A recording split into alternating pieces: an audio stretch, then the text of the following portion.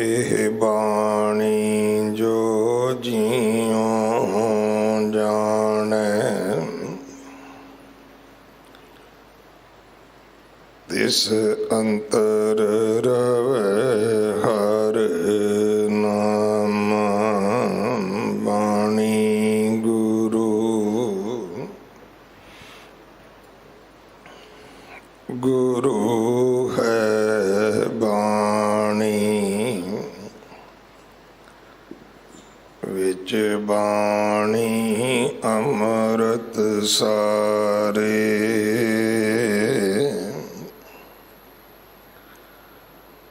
ਗੁਰ ਬਾਣੀ ਕਹੈ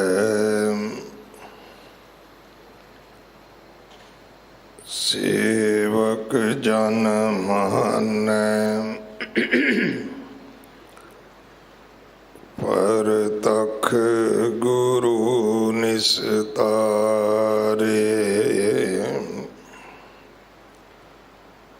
ਬਾਣੀ ਬਿਰਲੋ ਵਿਚਾਰਸੀ,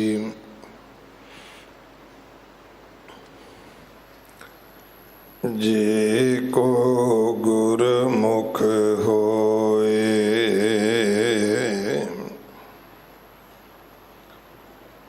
ਇਹ ਬਾਣੀ ਮਹਾਂਪੁਰਖ ਕੀ, ਨਿਜ ਘਰ ਵਾਸਾ ਹੋਏ।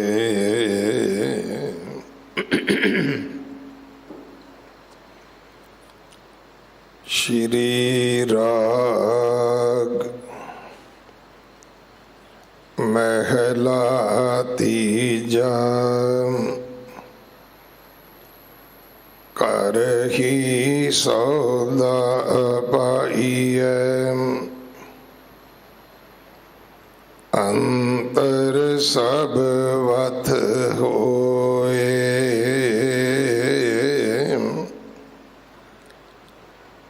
ਖਿਨ ਖਿਨ ਨਾਮ ਸੰਭਾਲੀਐ, ਗੁਰਮੁਖ ਪਾਵੈ ਕੋਇ। ਨਾਮ ਨਿਧਾਨ ਅਖੁੱਟ ਹੈ, ਵੱਡ ਭਾਗ ਪ੍ਰਾਪਤ ਹੋਏ। ਮੇਰੇ ਮਨ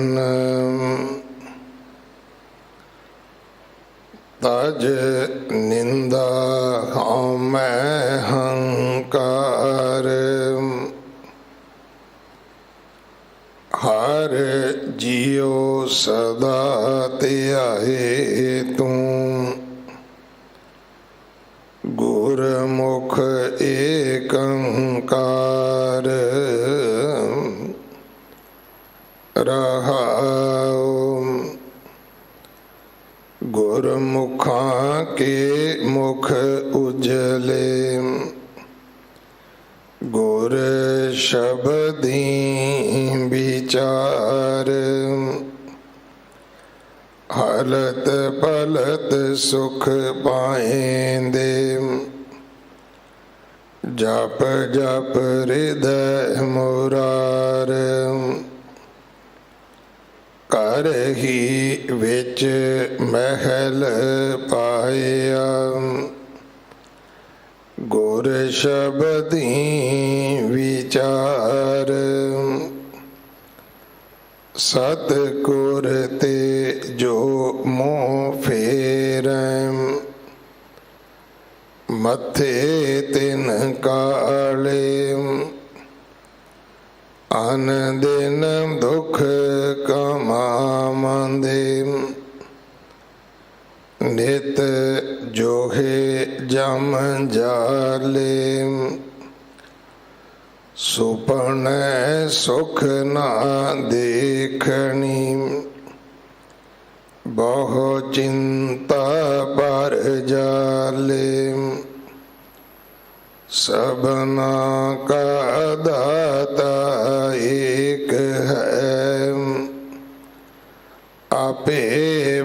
बख्श करे, कहना किछु न जावई, जिस भावै तिस दे,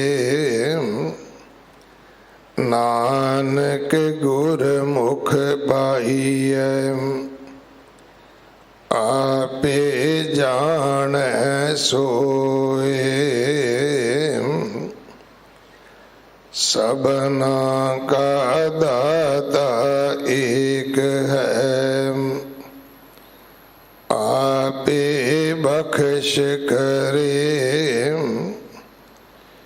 कहना किछु न जावई, जिस भावै तिस दे, नानक गुरमुख पाइयै, आपे जानै सोए।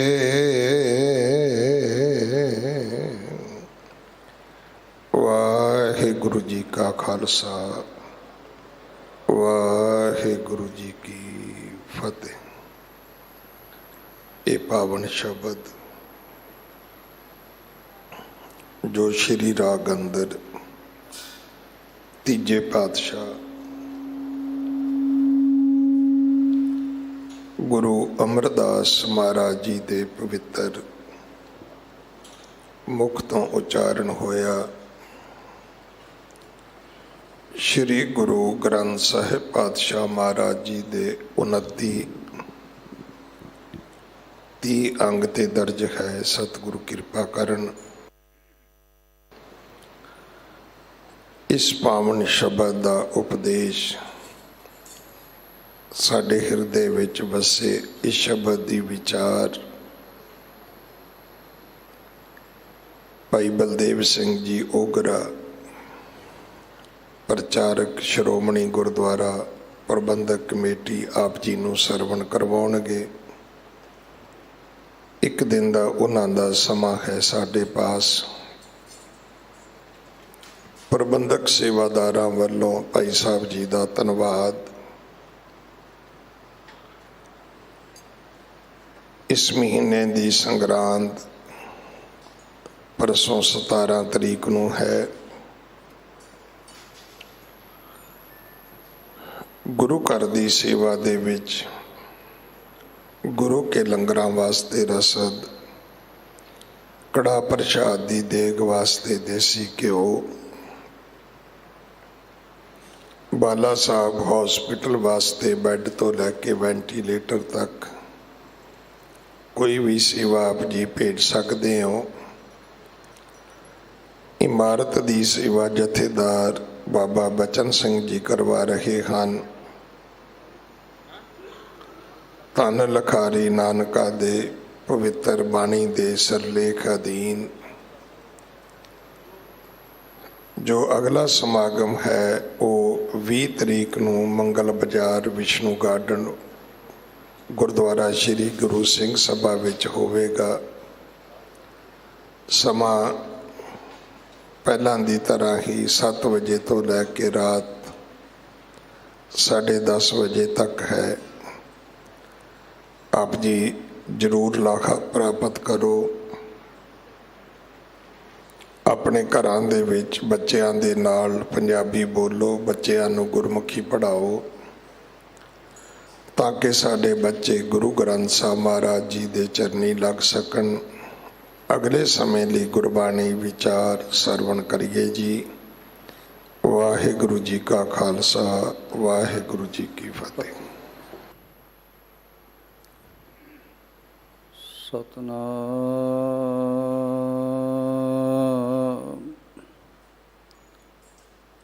श्री वाहिगुरु साहिब जी।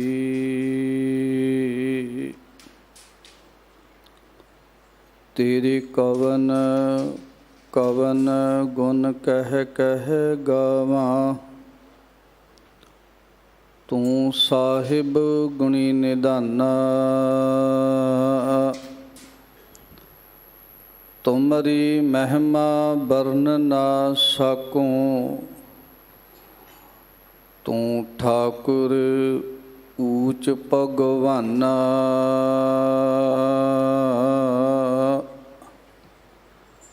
ਮਤ ਸੁਮਤ ਤੇਰੇ ਵਸ ਸੁਆਮੀ।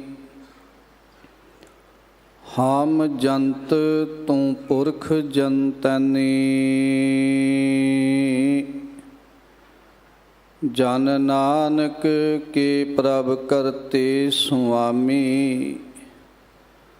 ਜਿਉ ਭਾਵੈ ਤਿਵੈ ਬੁਲੈਨੀ,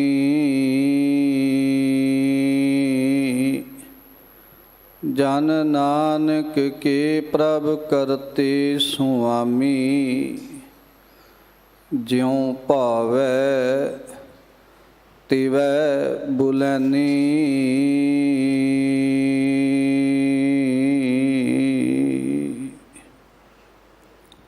ਜੁਗ ਹੋ ਜੁਗ ਅਟਲ, ਛਤਰ ਚਵਰ ਤਖਤ ਦੇ ਮਾਲਕ,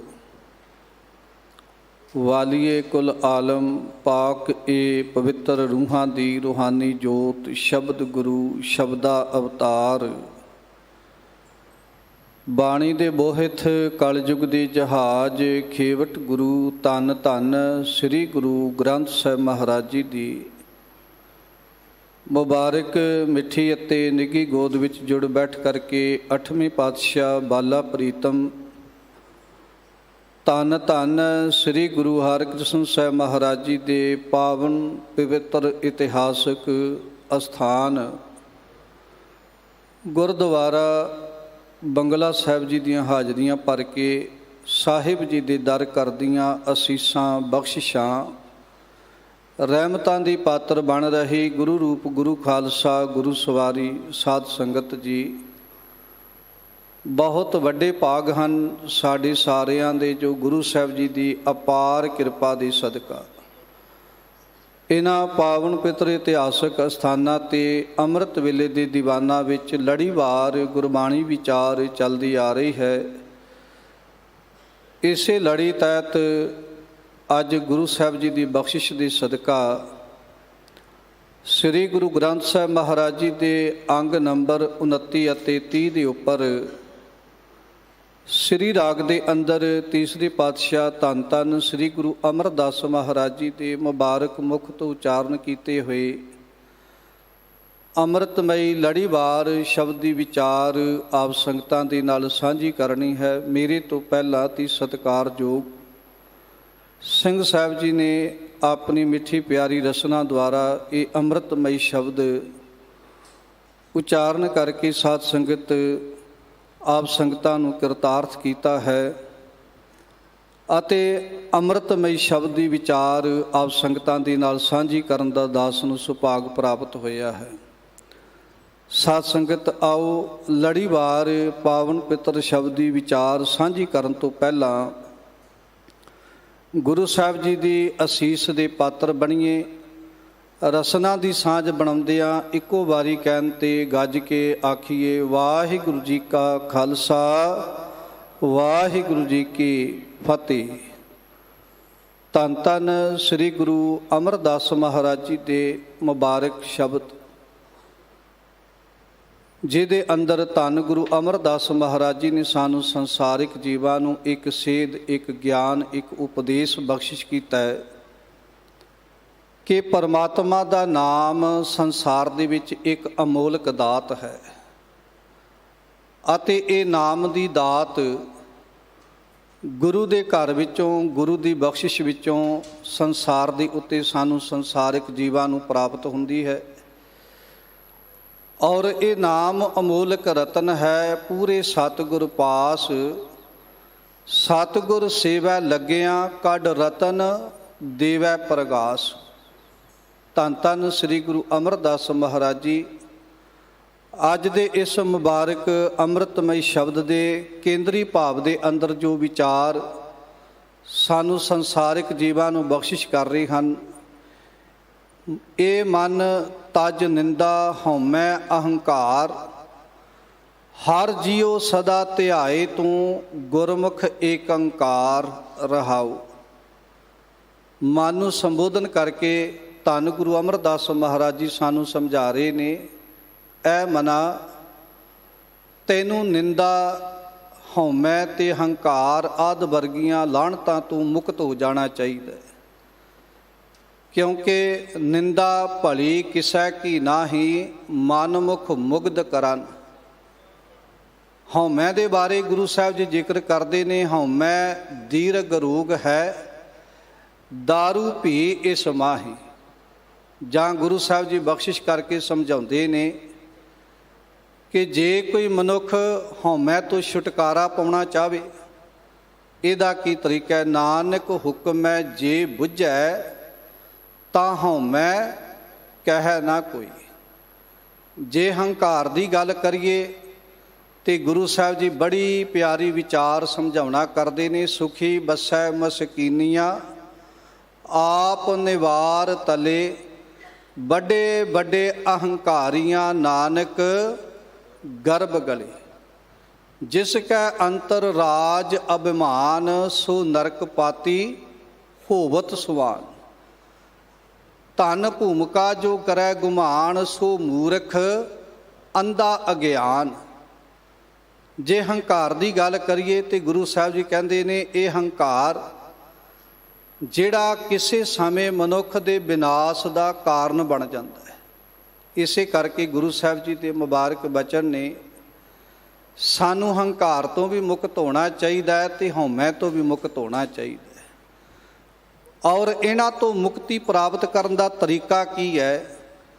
ਪਾਤਸ਼ਾਹ ਕਹਿਣਗੇ ਗੁਰੂ ਦੇ ਚਰਨਾਂ ਵਿੱਚ ਆ ਕੇ ਗਿਆਨ ਪ੍ਰਾਪਤ ਕਰਨਾ। ਜਿਸ ਮਨੁੱਖ ਨੂੰ ਗੁਰੂ ਚਰਨਾਂ ਵਿੱਚੋਂ ਇਸ ਗੱਲ ਦਾ ਬੋਧ ਹੋ ਜਾਂਦਾ ਹੈ, ਗਿਆਨ ਹੋ ਜਾਂਦਾ ਹੈ, ਸਮਝ ਆ ਜਾਂਦੀ ਹੈ, ਉਹ ਇਹਨਾਂ ਚੀਜ਼ਾਂ ਤੋਂ ਛੁਟਕਾਰਾ ਪਾ ਲੈਂਦਾ ਹੈ। ਨਿੰਦਿਆ ਤੋਂ ਛੁਟਕਾਰਾ ਪਾ ਲੈਂਦਾ ਹੈ, ਹੰਕਾਰ ਤੋਂ ਛੁਟਕਾਰਾ ਪਾ ਲੈਂਦਾ ਹੈ ਤੇ ਹਉਮੈ ਤੋਂ ਮੁਕਤੀ ਪ੍ਰਾਪਤ ਕਰ ਲੈਂਦਾ ਹੈ। ਤੇ ਜਿਸ ਮਨੁੱਖ ਨੂੰ ਇਹਨਾਂ ਚੀਜ਼ਾਂ ਤੋਂ ਮੁਕਤੀ ਪ੍ਰਾਪਤ ਹੋ ਜਾਵੇ ਤੇ ਸਤਿਗੁਰੂ ਕਹਿੰਦੇ ਐਸਾ ਮਨੁੱਖ ਪਰਮੇਸ਼ਰ ਦੀ ਚਰਨਾਂ ਵਿੱਚ ਅਭੇਦ ਹੋ ਜਾਂਦਾ ਹੈ। ਇਸੇ ਕਰਕੇ ਅਗਲੇ ਬਚਨ ਗੁਰੂ ਸਾਹਿਬ ਜੀ ਨੇ ਸਮਝਾਏ ਨੇ, ਹਰ ਜੀਉ ਸਦਾ ਧਿਆਏ ਤੂੰ ਹਰੀ ਨੂੰ ਧਿਆਉਣਾ ਕਰ, ਪਰਮਾਤਮਾ ਨੂੰ ਧਿਆਉਣਾ ਕਰ, ਆਪਣਾ ਹੰਕਾਰ ਛੱਡ ਕੇ, ਆਪਣੀ ਹਉਮੈ ਛੱਡ ਕੇ, ਦੁਨੀਆ ਦੀ ਨਿੰਦਿਆ ਛੱਡ ਕੇ ਤੇ ਪਰਮਾਤਮਾ ਦਾ ਨਾਮ ਜਪਣਾ ਕਰ, ਵਾਹਿਗੁਰੂ ਦੀ ਬੰਦਗੀ ਕਰਨਾ ਕਰ। ਹਰ ਜੀਉ ਸਦਾ ਧਿਆਏ ਤੂੰ, ਫਿਰ ਕਰਨਾ ਕੀ ਹੈ? ਹਰੀ ਦਾ ਨਾਮ ਜਪਣਾ ਹੈ, ਵਾਹਿਗੁਰੂ ਦੀ ਬੰਦਗੀ ਕਰਨੀ ਹੈ। ਕਿਹੜੇ ਵਾਹਿਗੁਰੂ ਦੇ? ਗੁਰਮੁਖ ਏਕ ਓੰਕਾਰ, ਉਹ ਜਿਹੜਾ ਅਕਾਲ ਪੁਰਖ ਵਾਹਿਗੁਰੂ ਇੱਕ ਹੈ, ਜਿਹੜਾ ਏਕ ਪਿਤਾ ਏਕਸ ਕੇ ਹਮ ਬਾਰਿਕ, ਤੂੰ ਮੇਰਾ ਗੁਰਹਾਈ। ਜਿਸ ਇੱਕ ਪਿਤਾ ਪਰਮਾਤਮਾ ਦੇ ਬਾਰੇ ਆਪਾਂ ਨਿਤਾ ਪ੍ਰਤੀ ਗੁਰੂ ਸਾਹਿਬ ਜੀ ਦੇ ਮੁਬਾਰਕ ਬਚਨ ਪੜ੍ਹਦੇ ਹਾਂ, ਸਭਨਾ ਜੀਆਂ ਕਾ ਇੱਕ ਦਾਤਾ, ਸੋ ਮੈਂ ਵਿਸਰ ਨਾ ਜਾਈ। ਸਾਧ ਸੰਗਤ, ਗੁਰੂ ਸਾਹਿਬ ਜੀ ਨੇ ਜਦੋਂ ਆਦਿ ਗੁਰੂ ਗ੍ਰੰਥ ਸਾਹਿਬ ਮਹਾਰਾਜ ਜੀ ਦੀ ਸੰਪਾਦਨਾ ਕੀਤੀ ਤੇ ਸਾਧ ਸੰਗਤ 1606 ਈਸਵੀ ਨੂੰ 1706 ਈਸਵੀ ਨੂੰ ਗੁਰੂ ਗ੍ਰੰਥ ਸਾਹਿਬ ਮਹਾਰਾਜ ਜੀ ਦੀ ਸੰਪੂਰਨਤਾ ਹੋਈ। 1708 ਈਸਵੀ ਨੂੰ ਦੱਖਣ ਦੀ ਧਰਤੀ ਤੇ, ਜਿੱਥੇ ਅੱਜ ਕੱਲ੍ਹ ਗੁਰਦੁਆਰਾ ਨੰਦੇੜ ਸਾਹਿਬ, ਅਬਚਲ ਨਗਰ ਹਜੂਰ ਸਾਹਿਬ ਦੀ ਪਾਵਨ ਪਵਿੱਤਰ ਧਰਤੀ ਤੇ ਧੰਨ ਗੁਰੂ ਕਲਗੀਧਰ ਪਿਤਾ ਨੇ ਗੁਰੂ ਗ੍ਰੰਥ ਸਾਹਿਬ ਅੱਗੇ ਸੀਸ ਝੁਕਾ ਕੇ ਸਮੁੱਚੀ ਮਾਨਵਤਾ ਨੂੰ ਇਹ ਹੁਕਮ ਕੀਤਾ ਕਿ ਸਾਨੂੰ ਸਾਰਿਆਂ ਨੂੰ ਸਭ ਸਿੱਖਣ ਕੋ ਹੁਕਮ ਹੈ, ਗੁਰੂ ਮਾਨਿਓ ਗ੍ਰੰਥ। ਗੁਰੂ ਗ੍ਰੰਥ ਸਾਹਿਬ ਅੱਗੇ ਸੀਸ ਝੁਕਾ ਕੇ ਗੁਰੂ ਸਾਹਿਬ ਜੀ ਨੇ ਸਾਨੂੰ ਸਦਾ ਵਾਸਤੇ ਆਦੇਸ਼ ਕਰ ਦਿੱਤਾ। ਅੱਜ ਸਾਧ ਸੰਗਤ ਜਦੋਂ ਆਪਾਂ ਗੁਰੂ ਗ੍ਰੰਥ ਸਾਹਿਬ ਦੀ ਬਾਣੀ ਪੜ੍ਹਦੇ ਆ ਨਾ, 1430 ਅੰਗ ਨੇ ਧੰਨ ਧੰਨ ਸ੍ਰੀ ਗੁਰੂ ਗ੍ਰੰਥ ਸਾਹਿਬ ਮਹਾਰਾਜ ਜੀ ਦੀ ਅੰਮ੍ਰਿਤਮਈ ਬਾਣੀ ਦੇ। 1430 ਅੰਗਾਂ ਦੀ ਉੱਪਰਲੇ ਪਾਸੇ ਗਿਣਤੀ ਲਿਖੀ ਹੋਈ ਹੈ। ਪਰ ਜਿਹੜਾ ਸਾਧ ਸੰਗਤ ਜਦੋਂ ਗਿਣਤੀ ਆਪਾਂ ਆਰੰਭ ਕਰਦੇ ਆ ਨਾ, ਜਿੱਥੇ 2 ਲਿਖਿਆ ਖਾਨੇ ਦੇ ਵਿੱਚ, 3 ਲਿਖੇ ਆ, 4 ਲਿਖੇ ਆ, ਇੱਦਾਂ 1430 ਤੱਕ ਗੁਰੂ ਗ੍ਰੰਥ ਸਾਹਿਬ ਦੇ ਅੰਗਾਂ ਦੇ ਉੱਤੇ ਗਿਣਤੀ ਲਿਖੀ ਹੋਈ ਹੈ। ਪਰ ਜਿਹੜਾ ਇੱਕ ਵਾਲਾ ਖਾਨਾ ਹੈ ਨਾ, ਜਿੱਥੇ 1 ਲਿਖਿਆ ਹੋਣਾ ਚਾਹੀਦਾ, ਉਹ 1 ਵਾਲਾ ਖਾਨਾ ਜਿਹੜਾ ਉਹ ਖਾਲੀ ਛੱਡਿਆ ਹੁੰਦਾ। ਉਹਦਾ ਕਾਰਨ ਹੈ ਕਿ ਏਕਾ ਜਿਹੜਾ ਹੈ ਉਹ ਕੇਵਲ ਇੱਕ ਓੰਕਾਰ ਵਾਲਾ ਹੀ ਮੰਨਿਆ ਜਾਂਦਾ ਹੈ। ਉਸ ਇੱਕ ਵਰਗਾ ਕੋਈ ਹੋਰ ਇੱਕ ਵੀ ਨਹੀਂ ਹੋ ਸਕਦਾ। ਇਸੇ ਕਰਕੇ ਜਦੋਂ ਆਪਾਂ ਗੁਰੂ ਗ੍ਰੰਥ ਸਾਹਿਬ ਦੀ ਬਾਣੀ ਪੜ੍ਹਦੇ ਹਾਂ ਤੇ ਆਰੰਭਤਾ ਇੱਕ ਤੋਂ ਹੁੰਦੀ ਹੈ। ਇੱਕ ਓੰਕਾਰ ਸਤਿਨਾਮ ਕਰਤਾ ਪੁਰਖ ਨਿਰਭਉ ਨਿਰਵੈਰ ਅਕਾਲ ਮੂਰਤ ਅਜੂਨੀ ਸੈਭੰ ਗੁਰ ਪ੍ਰਸਾਦ। ਔਰ ਸਾਧ ਸੰਗਤ ਇੱਕ ਓੰਕਾਰ ਦੀ ਵਿਆਖਿਆ ਜਿਹੜੀ ਹੈ ਨਾ, ਇੱਕ ਪਰਮਾਤਮਾ ਦੀ ਵਿਆਖਿਆ ਕਿ ਉਹ ਇੱਕ ਓੰਕਾਰ ਅਕਾਲ ਪੁਰਖ ਇੱਕ ਹੈ ਕਿ ਗੁਰ ਪ੍ਰਸਾਦ ਤੱਕ ਦੇ ਮੂਲ ਮੰਤਰ ਦੇ ਅੰਦਰ ਉਸ ਇੱਕ ਪਰਮਾਤਮਾ ਦੇ ਸਰੂਪ ਦੀ ਵਿਆਖਿਆ ਕੀਤੀ ਗਈ।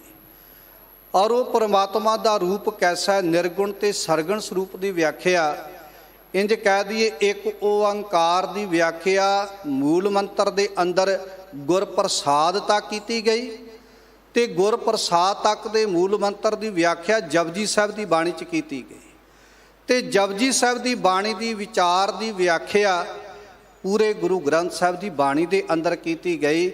ਇੰਜ ਕਹਿ ਦਈਏ ਸਾਧ ਸੰਗਤ, ਜਪਜੀ ਸਾਹਿਬ ਦੀ ਰਚਨਾ ਗੁਰੂ ਨਾਨਕ ਸਾਹਿਬ ਨੇ ਜਿਵੇਂ ਕੁੱਜੇ ਦੇ ਵਿੱਚ ਸਮੁੰਦਰ ਬੰਦ ਕੀਤਾ ਹੁੰਦਾ ਹੈ, ਇਸ ਤਰ੍ਹਾਂ ਜਪਜੀ ਸਾਹਿਬ ਦੀ ਬਾਣੀ ਦੇ ਅੰਦਰ ਗੁਰੂ ਸਾਹਿਬ ਜੀ ਨੇ ਇੱਕ ਸਿਧਾਂਤ ਨੂੰ ਸੰਕੋਚ ਕੇ ਬਿਆਨ ਕੀਤਾ ਹੋਇਆ ਹੈ।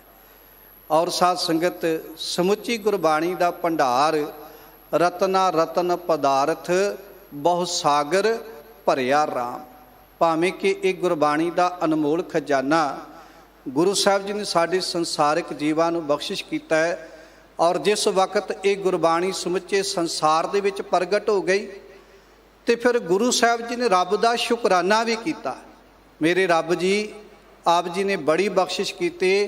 ਪ੍ਰਗਟ ਭਈ ਸਭ ਲੋ ਮੈਂ ਸੇਵਕ ਕੀ ਰਾਖੀ, ਕਿ ਤੁਸੀਂ ਇਸ ਬਾਣੀ ਨੂੰ ਸਮੁੱਚੇ ਸੰਸਾਰ ਵਿੱਚ ਆਪ ਹੀ ਪਰਮੇਸ਼ਰ ਜੀ ਪ੍ਰਗਟ ਕਰਕੇ ਤੇ ਸਾਡੀ ਸੇਵਕਾਂ ਦੀ ਇਸ ਸੰਸਾਰ ਤੇ ਇੱਜ਼ਤ ਪੱਤ ਕਾਇਮ ਬਣਾਈ ਹੈ। ਇੰਜ ਕਹਿ ਦਈਏ ਸਾਧ ਸੰਗਤ, ਧੰਨ ਗੁਰੂ ਗ੍ਰੰਥ ਸਾਹਿਬ ਮਹਾਰਾਜ ਜੀ ਦੀ ਅੰਮ੍ਰਿਤਮਈ ਬਾਣੀ ਸਮੁੱਚੀ ਇੱਕ ਅਕਾਲ ਪੁਰਖ ਦੀ ਗੱਲ ਕਰਦੀ ਹੈ। ਇੱਕ ਤੋਂ ਗੱਲ ਆਰੰਭ ਹੁੰਦੀ ਹੈ ਸਾਧ ਸੰਗਤ, ਸਭ ਨਾਨਕ ਬ੍ਰਹਮ ਪਸਾਰੋ, ਤੇ ਉਸ ਸਾਰੇ ਸੰਸਾਰ ਵਿੱਚ ਪਸਰੇ ਹੋਏ ਬ੍ਰਹਮ ਦੀ ਵਿਚਾਰ ਤੇ ਜਾ ਕੇ ਵਿਚਾਰ ਸੰਪੂਰਨ ਹੁੰਦੀ ਹੈ। ਭਾਵ ਕਿ ਉਹ ਜਿਹੜਾ ਇੱਕ ਅਕਾਲ ਪੁਰਖ ਹੈ ਉਹ ਨਿਰਗੁਣ ਸਰੂਪ ਵੀ ਹੈ ਤੇ ਸਰਗੁਣ ਸਰੂਪ ਵੀ ਹੈ। ਨਿਰਗੁਣ ਸਰੂਪ ਹੋ ਕੇ ਉਹ ਸੰਸਾਰ ਦੇ ਅੰਦਰ ਸੰਸਾਰ ਤੋਂ ਵੱਖਰਾ ਹੈ ਤੇ ਸਰਗੁਣ ਸਰੂਪ ਹੁੰਦਿਆਂ ਉਹ ਅਕਾਲ ਪੁਰਖ ਵਾਹਿਗੁਰੂ ਪਰਮੇਸ਼ਰ ਸਮੁੱਚੇ ਸੰਸਾਰ ਦੇ ਵਿੱਚ ਰਮਿਆ ਹੋਇਆ। ਤੇ ਗੁਰੂ ਸਾਹਿਬ ਜੀ ਅੱਜ ਦੇ ਮੁਬਾਰਕ ਸ਼ਬਦ ਵਿੱਚ ਸਾਨੂੰ ਐਸੇ ਹੀ ਅਕਾਲ ਪੁਰਖ ਵਾਹਿਗੁਰੂ ਪਰਮੇਸ਼ਰ ਦੇ ਚਰਨਾਂ ਵਿੱਚ ਜੁੜਨ ਦੀ ਤਾਕੀਦ ਕਰਦੇ ਨੇ। ਇੰਜ ਕਹਿ ਦਈਏ ਸਾਧ ਸੰਗਤ, ਗੁਰੂ ਸਾਹਿਬ ਜੀ ਨੇ ਜਿਸ ਹਉਮੈ ਦਾ ਜ਼ਿਕਰ ਕੀਤਾ ਹੈ ਨਾ, ਪਾਤਸ਼ਾਹ ਨੇ ਉਸ ਹਉਮੈ ਦਾ ਜ਼ਿਕਰ ਕਰਦਿਆਂ ਬੜੀ ਵੱਡੀ ਉਦਾਹਰਨ ਦਿੱਤੀ ਤੇ ਗੁਰਮੁਖ ਨੂੰ ਗੁਰੂ ਵੱਲ ਮੁਖ ਕਰਕੇ ਪਰਮਾਤਮਾ ਦਾ ਨਾਮ ਜਪਣ ਵਾਲੇ ਨੂੰ, ਰੱਬ ਦੀ ਬੰਦਗੀ ਕਰਨ ਵਾਲੇ ਨੂੰ ਬੜਾ ਮਾਣ ਤੇ ਸਤਿਕਾਰ ਦੇ ਕੇ ਨਿਵਾਜਿਆ। ਕਿੱਡਾ ਸਤਿਕਾਰ ਦਿੱਤਾ ਸਾਧ ਸੰਗਤ। ਗੁਰੂ ਸਾਹਿਬ ਜੀ ਕਹਿੰਦੇ, ਬ੍ਰਹਮਾ ਵਿਸ਼ਨ ਮਹਾਦੇਵ ਤ੍ਰੈ ਗੁਣ ਰੋਗੀ, ਵਿੱਚ ਹਉਮੈ ਕਾਰ ਕਮਾਈ, ਜਿਨ ਕੀਏ ਤਿਸੇ ਨਾ ਚੇਤੇ ਬਪੜੇ, ਹਰ ਗੁਰਮੁਖ ਸੋਝੀ ਪਾਈ।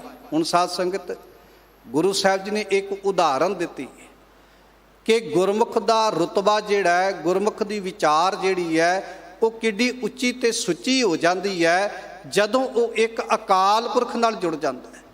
ਕਹਿੰਦੇ ਜਿਹਨਾਂ ਗੱਲਾਂ ਦੀ ਸੋਝੀ, ਜਿਸ ਰੱਬ ਦੇ ਭੇਦ ਦੀ ਸੋਝੀ, ਜਿਸ ਪਰਮਾਤਮਾ ਦੇ ਗੁਣਾਂ ਦੀ ਸੋਝੀ, ਜਿਸ ਨਿਰੰਕਾਰ ਵਿੱਚ ਅਭੇਦਤਾ ਦੀ ਸੋਝੀ, ਕਹਿੰਦੇ ਬ੍ਰਹਮਾ ਵਿਸ਼ਨੂੰ ਤੇ ਸ਼ਿਵ ਜੀ ਆਦਿ ਵਰਗੇ ਦੇਵਤਿਆਂ ਨੂੰ ਵੀ ਪ੍ਰਾਪਤ ਨਾ ਹੋ ਸਕੀ, ਗੁਰੂ ਦਾ ਸਿੱਖ ਗੁਰੂ ਦੀ ਬਾਣੀ ਨਾਲ ਜੁੜ ਕੇ ਉਸ ਅਕਾਲ ਪੁਰਖ ਵਾਹਿਗੁਰੂ ਪਰਮੇਸ਼ਰ ਦੀ ਸੋਝੀ ਪ੍ਰਾਪਤ ਕਰ ਲੈਂਦਾ। ਫਿਰ ਕਿੱਡਾ ਉੱਚਾ ਮਾਣ ਤੇ ਸਤਿਕਾਰ ਦਿੱਤਾ ਹੈ ਗੁਰੂ ਸਾਹਿਬ ਜੀ ਨੇ ਗੁਰੂ ਦੇ ਸਿੱਖ ਨੂੰ ਕਿ ਗੁਰੂ ਨਾਨਕ ਦਿਆ ਸਿੱਖਾ, ਤੇਰੇ ਤੇ ਰੱਬ ਦੀ ਬੜੀ ਕਿਰਪਾ ਹੈ, ਤੈਨੂੰ ਬਾਣੀ ਨਾਲ ਜੁੜ ਕੇ ਉਸ ਰੱਬ ਦੀ ਸੋਝੀ ਹੋ ਗਈ ਜਿਹੜੇ ਰੱਬ ਦੀ ਸੋਝੀ ਬ੍ਰਹਮਾ ਵਿਸ਼ਨੂੰ ਤੇ ਸ਼ਿਵ ਜੀ ਆਦਿ ਵਰਗੇ ਵੀ ਪ੍ਰਾਪਤ ਨਹੀਂ ਕਰ ਸਕੇ। ਭਾਵ ਹਰ ਗੁਰਮੁਖ ਸੋਝੀ ਪਾਈ। ਹੁਣ ਅੱਜ ਦੇ ਮੁਬਾਰਕ ਸ਼ਬਦ ਵਿੱਚ ਸਾਹਿਬ ਜੀ ਇਸੇ ਗੱਲ ਦਾ ਸਾਨੂੰ ਜ਼ਿਕਰ ਕਰਕੇ ਸਮਝਾ ਰਹੇ ਨੇ, ਹਰ ਜੀਉ ਸਦਾ ਧਿਆਏ ਤੂੰ ਗੁਰਮੁਖ ਏਕ ਓੰਕਾਰ, ਕਿ ਇਹ ਗੁਰਮੁਖਾ ਤੂੰ ਇੱਕ ਅਕਾਲ ਪੁਰਖ ਨੂੰ ਧਿਆਉਣਾ ਹੈ, ਜਿਹੜਾ ਅਕਾਲ ਪੁਰਖ ਵਾਹਿਗੁਰੂ ਪਰਮੇਸ਼ਰ ਸਮੁੱਚੇ ਸੰਸਾਰ ਵਿੱਚ ਨਿਰਗੁਣ ਅਤੇ ਸਰਗੁਣ ਸਰੂਪ ਹੋ ਕੇ ਰਮਿਆ ਹੋਇਆ ਹੈ। ਕਿਉਂਕਿ ਪਰਮਾਤਮਾ ਇੱਕ ਹੀ ਹੈ, ਏਕ ਪਿਤਾ ਏਕ ਸਕੇਹਾ ਬਾਰਿਕ, ਤੂੰ ਮੇਰਾ ਗੁਰਹਾਈ, ਤੂੰ ਸਾਂਝਾ ਸਾਹਿਬ ਬਾਪ ਹਮਾਰਾ। ਉਹ ਅਕਾਲ ਪੁਰਖ ਵਾਹਿਗੁਰੂ ਇੱਕ ਪਰਮੇਸ਼ਰ ਜਿਹੜਾ ਉਹ ਸਮੁੱਚੇ ਸੰਸਾਰ ਵਿੱਚ ਰਮਿਆ ਹੋਇਆ। ਉਸ ਪਰਮਾਤਮਾ ਦੇ ਭੇਦ ਨੂੰ ਜਾਣਨ ਵਾਸਤੇ ਜੇ ਕੋਈ ਮਨੁੱਖ ਆਪਣਾ ਹੰਕਾਰ ਤਿਆਗ ਦੇਵੇਗਾ, ਆਪਣੀ ਹਉਮੈ ਤਿਆਗ ਦੇਵੇਗਾ, ਤੇ ਲੋਕਾਂ ਦੀ ਨਿੰਦਿਆ ਚੁਗਲੀਵਾਰੀ ਵਿਚਾਰ ਤਿਆਗ ਦੇਵੇਗਾ, ਤੇ ਤਾਂ ਪ੍ਰਾਪਤੀ ਕਰ ਸਕਦਾ। ਇੰਜ ਕਹਿ ਦਈਏ ਸਾਧ ਸੰਗਤ, ਜਦੋਂ ਆਪਾਂ ਗੁਰੂ ਗ੍ਰੰਥ ਸਾਹਿਬ ਦੀ ਬਾਣੀ ਪੜ੍ਹਦੇ ਹਾਂ ਨਾ, ਤੇ ਸਮੁੱਚੇ ਗੁਰੂ ਗ੍ਰੰਥ ਸਾਹਿਬ ਦੀ ਬਾਣੀ ਦਾ ਕੇਂਦਰੀ ਧੁਰਾ ਗੁਰੂ ਗ੍ਰੰਥ ਸਾਹਿਬ ਦੀ ਅੰਮ੍ਰਿਤਮਈ ਬਾਣੀ ਦੇ ਅੰਦਰ ਦੋ ਤੁਕਾਂ ਨੇ ਸਾਧ ਸੰਗਤ। ਕਿਵ ਸਚਿਆਰਾ ਹੋਈਐ, ਕਿਵ ਕੂੜੈ ਟੁੱਟੈ ਪਾਲ। ਗੁਰੂ ਸਾਹਿਬ ਜੀ ਕਹਿੰਦੇ ਨੇ ਇਹ ਜੀਵ ਸਚਿਆਰ ਕਿਵੇਂ ਹੋ ਸਕਦਾ, ਤੇ ਇਹਦੇ ਅੰਦਰ ਜਿਹੜੀ ਕੂੜ ਦੀ ਪਾਲ, ਕੂੜ ਦੀ ਕੰਧ ਜਿਹੜੀ ਬੜੀ ਉੱਚੀ ਹੋ ਚੁੱਕੀ ਹੈ, ਜਿਹਦੇ ਕਾਰਨ ਮਨੁੱਖ ਨੂੰ ਆਪਣੇ ਹਿਰਦੇ ਘਰ ਦੇ ਅੰਦਰ ਰਮਿਆ ਹੋਇਆ ਪਰਮਾਤਮਾ ਨਜ਼ਰ ਨਹੀਂ ਆਉਂਦਾ। ਇਹ ਕਿਵੇਂ ਟੁੱਟ ਸਕਦੀ ਹੈ? ਮਨੁੱਖ ਨੂੰ ਆਪਣੇ ਹਿਰਦੇ ਰੂਪੀ ਘਰ ਵਿੱਚੋਂ ਪਰਮਾਤਮਾ ਦੇ ਦੀਦਾਰ ਕਿਵੇਂ ਹੋ ਸਕਦੇ ਨੇ? ਇਹ ਵਿਚਾਰ ਗੁਰੂ ਸਾਹਿਬ ਜੀ ਸਮੁੱਚੀ ਗੁਰਬਾਣੀ ਦੇ ਭੇਦ ਦੇ ਅੰਦਰ ਸਾਨੂੰ ਸਮਝਾਉਂਦੇ ਕਿ ਕੂੜ ਦੀ ਪਾਲ ਤੋੜ ਕੇ ਬਾਹਰ ਢੂੰਡਣ ਤੇ ਛੂਟ ਪਰੇ, ਗੁਰ ਘਰ ਹੀ ਮਾਹੇ ਦਿਖਾਇਆ ਥਾ। ਫਿਰ ਰੱਬ ਦੀ ਪ੍ਰਾਪਤੀ ਮਨੁੱਖ ਬਾਹਰੋਂ ਨਹੀਂ, ਫਿਰ ਅੰਦਰੋਂ ਕਰਨੀ ਸ਼ੁਰੂ ਕਰ ਦਿੰਦਾ ਹੈ। ਉਹ ਅੰਤਰ ਆਤਮੇ ਦਾ ਖੋਜੀ ਬਣ ਜਾਂਦਾ ਹੈ, ਜਿਹਦੇ ਤੇ ਪਰਮਾਤਮਾ ਦੀ ਕਿਰਪਾ ਹੋ ਜਾਵੇ, ਪਰਮਾਤਮਾ ਦੀ ਬਖਸ਼ਿਸ਼ ਹੋ ਜਾਵੇ। ਆਓ ਸਾਧ ਸੰਗਤ ਸ਼ਬਦ ਦੀ ਆਰੰਭ ਵਾਲੀ ਵਿਚਾਰ ਦੇ ਨਾਲ ਜੁੜਨਾ ਕਰੀਏ, ਤਾਂ ਕਿ ਇਸ ਭੇਦ ਦੀ ਸਮਝ ਆ ਸਕੇ। ਮਨੁੱਖ ਆਪਣੀ ਨਿੰਦਿਆ, ਹੰਕਾਰ ਤੇ ਹਉਮੈ ਨੂੰ ਤਿਆਗ ਕੇ ਕਿਵੇਂ ਪਰਮਾਤਮਾ ਦੇ ਭੇਦ ਨੂੰ ਸਮਝ ਸਕਦਾ ਹੈ, ਪਰਮਾਤਮਾ ਦੇ ਚਰਨਾਂ ਵਿੱਚ ਜੁੜ ਸਕਦਾ ਹੈ। ਤੇ ਜਿਹੜੇ ਇਹ ਅਵਗੁਣ ਤਿਆਗ ਕੇ ਪਰਮਾਤਮਾ ਦਾ ਨਾਮ ਜਪਦੇ ਨੇ, ਵਾਹਿਗੁਰੂ ਦੀ ਬੰਦਗੀ ਵਾਲੇ ਪਾਸੇ ਜੁੜ ਜਾਂਦੇ ਨੇ, ਉਹਨਾਂ ਨੂੰ ਗੁਰੂ ਨਾਨਕ ਦੇ ਘਰ ਵਿੱਚੋਂ ਕਿਹੜੀਆਂ ਬਖਸ਼ਿਸ਼ਾਂ ਪ੍ਰਾਪਤ ਹੁੰਦੀਆਂ ਨੇ। ਸਤਨਾਮ ਸ੍ਰੀ ਵਾਹਿਗੁਰੂ ਸਾਹਿਬ ਜੀਓ। ਸ੍ਰੀ ਰਾਗ ਮਹੱਲਾ ਤੀਜਾ। ਸ੍ਰੀ ਰਾਗ ਦੇ ਅੰਦਰ ਤੀਸਰੇ ਪਾਤਸ਼ਾਹ ਧੰਨ ਧੰਨ ਸ੍ਰੀ ਗੁਰੂ ਅਮਰਦਾਸ ਮਹਾਰਾਜ ਜੀ ਦੇ ਮੁਬਾਰਕ ਮੁਖ ਤੋਂ ਉਚਾਰਨ ਕੀਤਾ ਹੋਇਆ ਇਹ ਅੰਮ੍ਰਿਤਮਈ ਸ਼ਬਦ ਹੈ, ਜੋ ਸ੍ਰੀ ਗੁਰੂ ਗ੍ਰੰਥ ਸਾਹਿਬ ਮਹਾਰਾਜ ਜੀ ਦੇ ਅੰਗ ਨੰਬਰ 29 ਅਤੇ 30 ਦੇ ਉੱਤੇ ਸੁਭਾਈਮਾਨ ਹੈ। ਘਰ ਹੀ ਸੌਦਾ ਪਾਈਐ, ਅੰਤਰ ਸਭ ਵਥ ਹੋਏ, ਖਿਨ ਖਿਨ ਨਾਮ ਸੰਭਾਲੀਐ, ਗੁਰਮੁਖ ਪਾਵੈ ਕੋਏ। ਸਾਧ ਸੰਗਤ, ਧੰਨ ਸ੍ਰੀ ਗੁਰੂ ਅਮਰਦਾਸ ਮਹਾਰਾਜ ਜੀ ਇਸੇ ਪਾਵਨ ਪਿੱਤਰ ਸ਼ਬਦ ਦੇ ਆਰੰਭ ਵਾਲੀਆਂ ਤੁਕਾਂ ਵਿੱਚ ਬੜੀ ਪਿਆਰੀ ਬਖਸ਼ਿਸ਼ ਕਰਕੇ ਸਮਝਾ ਰਹੇ ਨੇ। ਘਰ ਹੀ ਸੌਦਾ ਪਾਈਐ, ਅੰਤਰ ਸਭ ਵਥ ਹੋਏ। ਜਿਵੇਂ ਇੱਕ ਦੁਕਾਨਦਾਰ ਨੂੰ ਸੌਦਾ ਬਾਹਰੋਂ ਪਾਉਣਾ ਪੈਂਦਾ ਹੈ, ਮੁੱਕ ਜਾਂਦਾ ਹੈ ਤੇ ਫਿਰ ਲੈ ਕੇ ਆਉਂਦਾ ਹੈ, ਪਰ ਉਸ ਅਕਾਲ ਪੁਰਖ ਵਾਹਿਗੁਰੂ ਪਰਮੇਸ਼ਰ ਨੇ ਇੱਦਾਂ ਦੀ ਹੱਟੀ ਸਾਡੇ ਅੰਦਰ ਵੀ ਇੱਕ ਕਾਇਮ ਕੀਤੀ। ਸਾਧ ਸੰਗਤ, ਉਹ ਸੌਦਾ ਸਾਨੂੰ ਬਾਹਰੋਂ ਨਹੀਂ ਪਾਉਣਾ ਪੈਂਦਾ, ਉਹ ਸੌਦਾ ਇੱਕੋ ਵਾਰੀ ਪਰਮਾਤਮਾ ਨੇ ਸਾਡੇ ਅੰਦਰ ਪਾ ਦਿੱਤਾ ਹੈ, ਪਰ ਉਹਦਾ ਵਣਜ ਕਰਨ ਵਾਸਤੇ ਸਾਨੂੰ ਚੰਗੇ ਗੁਣਾਂ ਦਾ ਵਪਾਰ ਕਰਨਾ ਪਵੇਗਾ। ਵਣਜ ਕਰੋ ਵਣਜਾਰਿਓ, ਵਖਰ ਲਿਹੋ ਸੰਭਾਲ, ਤੈਸੀ ਵਸਤ ਵਿਸਾਹੀ ਹੈ, ਜੈਸੀ ਨਿਭ ਹੈ ਨਾ। ਜਾਂ ਸਾਧ ਸੰਗਤ, ਆਪਾਂ ਗੁਰੂ ਸਾਹਿਬ ਜੀ ਦੇ ਮੁਬਾਰਕ ਬਚਨ ਪੜ੍ਹਦੇ ਹਾਂ ਕਿ ਪਰਮਾਤਮਾ ਨੇ ਸਾਡੇ ਹਿਰਦੇ ਰੂਪੀ ਘਰ ਦੇ ਅੰਦਰ ਹੀ ਬਹੁਤ ਸਾਰਾ ਸੌਦਾ ਜਿਹੜਾ ਉਹ ਪਾਇਆ ਹੋਇਆ। ਬਾਹਰੀ ਤੌਰ 'ਤੇ ਜਿਵੇਂ ਆਪਾਂ ਜ਼ਿਕਰ ਕਰਦੇ ਹਾਂ, ਜੋ ਕਿਛ ਪਾਇਆ ਸੋ ਏਕਾ ਵਾਰ। ਪਰਮਾਤਮਾ ਨੇ ਸਮੁੱਚੀ ਮਾਨਵਤਾ ਦੇ ਖਾਣ ਪੀਣ ਵਾਸਤੇ, ਭੰਡਾਰਿਆਂ ਵਾਸਤੇ ਜਿਹੜਾ ਮਾਨਵਤਾ ਨੂੰ ਸੌਦਾ ਚਾਹੀਦਾ ਹੈ, ਜੋ ਵਸਤੂਆਂ ਚਾਹੀਦੀਆਂ ਨੇ, ਰਹਿੰਦੀ ਦੁਨੀਆ ਤੱਕ ਮਾਨਵਤਾ ਵਾਸਤੇ ਜਿਹੜੀਆਂ ਚੀਜ਼ਾਂ ਦੀ ਲੋੜ ਹੈ, ਉਹ ਪਰਮਾਤਮਾ ਬਾਰ-ਬਾਰ ਸੰਸਾਰ 'ਤੇ ਪੈਦਾ ਨਹੀਂ ਕਰਦਾ। ਉਹਨੇ ਜੋ ਕੁਝ ਵੀ ਪੈਦਾ ਕਰਨਾ, ਸੋਨੇ ਦੀਆਂ ਖਦਾਨਾਂ, ਵੱਡੀਆਂ ਸਾਧ ਸੰਗਤ ਸੰਸਾਰ ਦੇ ਉੱਤੇ ਚਾਂਦੀ ਦੀਆਂ ਖਦਾਨਾਂ ਕਹਿ ਦਈਏ, ਆਹ ਧਰਤੀ ਦੇ ਵਿੱਚੋਂ ਸਾਰਾ ਕੁਝ ਪ੍ਰਾਪਤ ਹੁੰਦਾ ਹੈ। ਲੂਣ ਦੀਆਂ ਖਦਾਨਾਂ ਵੀ ਪਰਮਾਤਮਾ ਨੇ ਧਰਤੀ ਦੇ ਵਿੱਚ ਹੀ ਪੈਦਾ ਕੀਤੀਆਂ ਨੇ। ਜਿੰਨਾ ਸੌਦਾ ਸਾਨੂੰ ਸੰਸਾਰ 'ਤੇ ਚਾਹੀਦਾ ਨਾ, ਭਾਵੇਂ ਉਹ ਵੱਡੀਆਂ ਕੋਲੇ ਦੀਆਂ ਖਦਾਨਾਂ ਹੋਣ, ਭਾਵੇਂ ਸਾਧ ਸੰਗਤ ਕਿਸੇ ਪ੍ਰਕਾਰ ਦੀ ਵੀ ਕੋਈ ਖਦਾਨ ਹੋਵੇ, ਜੋ ਧਰਤੀ ਦੇ ਵਿੱਚ ਪਰਮਾਤਮਾ ਨੇ ਇੰਨਾ ਕੁਝ ਲੁਕਾਇਆ ਹੋਇਆ। ਔਰ ਸਾਧ ਸੰਗਤ ਇਹ ਸਾਰਾ ਕੁਝ ਪਰਮਾਤਮਾ ਨੇ ਇੱਕੋ ਵਾਰੀ ਧਰਤੀ 'ਤੇ ਪੈਦਾ ਕਰ ਦਿੱਤਾ ਹੈ। ਬਾਰ-ਬਾਰ ਉਹ ਕਦੇ ਸੰਸਾਰ ਦੇ ਉੱਤੇ ਵਸਤੂਆਂ ਪੈਦਾ ਨਹੀਂ ਕਰਦਾ। ਤੇ ਗੁਰੂ ਸਾਹਿਬ ਜੀ ਕਹਿੰਦੇ ਇਸੇ ਤਰ੍ਹਾਂ ਪਰਮਾਤਮਾ ਨੇ ਮਨੁੱਖ ਦੇ ਹਿਰਦੇ ਰੂਪੀ ਘਰ ਦੇ ਅੰਦਰ ਵੀ ਅੰਮ੍ਰਿਤ ਰੂਪੀ ਨਾਮ ਦਾ ਟਿਕਾਣਾ ਜਿਹੜਾ ਉਹ ਕੀਤਾ ਹੋਇਆ ਹੈ। ਔਰ ਸਾਧ ਸੰਗਤ ਜਿਹੜਾ ਮਨੁੱਖ ਪਰਮਾਤਮਾ ਦੇ ਨਾਮ ਦੇ ਨਾਲ ਜੁੜਦਾ, ਜੋ ਖੋਜੈ ਸੋ ਪਾਵੈ। ਜਿਹੜਾ ਖੋਜ ਕਰਦਾ ਹੈ, ਉਹ ਹਿਰਦੇ ਰੂਪੀ ਘਰ ਦੇ ਵਿੱਚੋਂ ਉਹ ਵੱਖ-ਵੱਖ ਸੌਦੇ ਜਿਹੜੇ ਆ ਉਹ ਪ੍ਰਾਪਤ ਕਰ ਲੈਂਦਾ ਹੈ। ਗੁਰੂ ਸਾਹਿਬ ਜੀ ਦੇ ਸਾਨੂੰ ਮੁਬਾਰਕ ਬਚਨ ਇਸ ਗੱਲ ਵੱਲ ਇਸ਼ਾਰਾ ਕਰਦੇ ਨੇ ਕਿ ਘਰ ਹੀ ਮੈਂ ਅੰਮ੍ਰਿਤ ਭਰਪੂਰ ਹੈ, ਮਨ ਮੁਖਾਂ ਸਾਧ ਨਾ ਪਾਇਆ।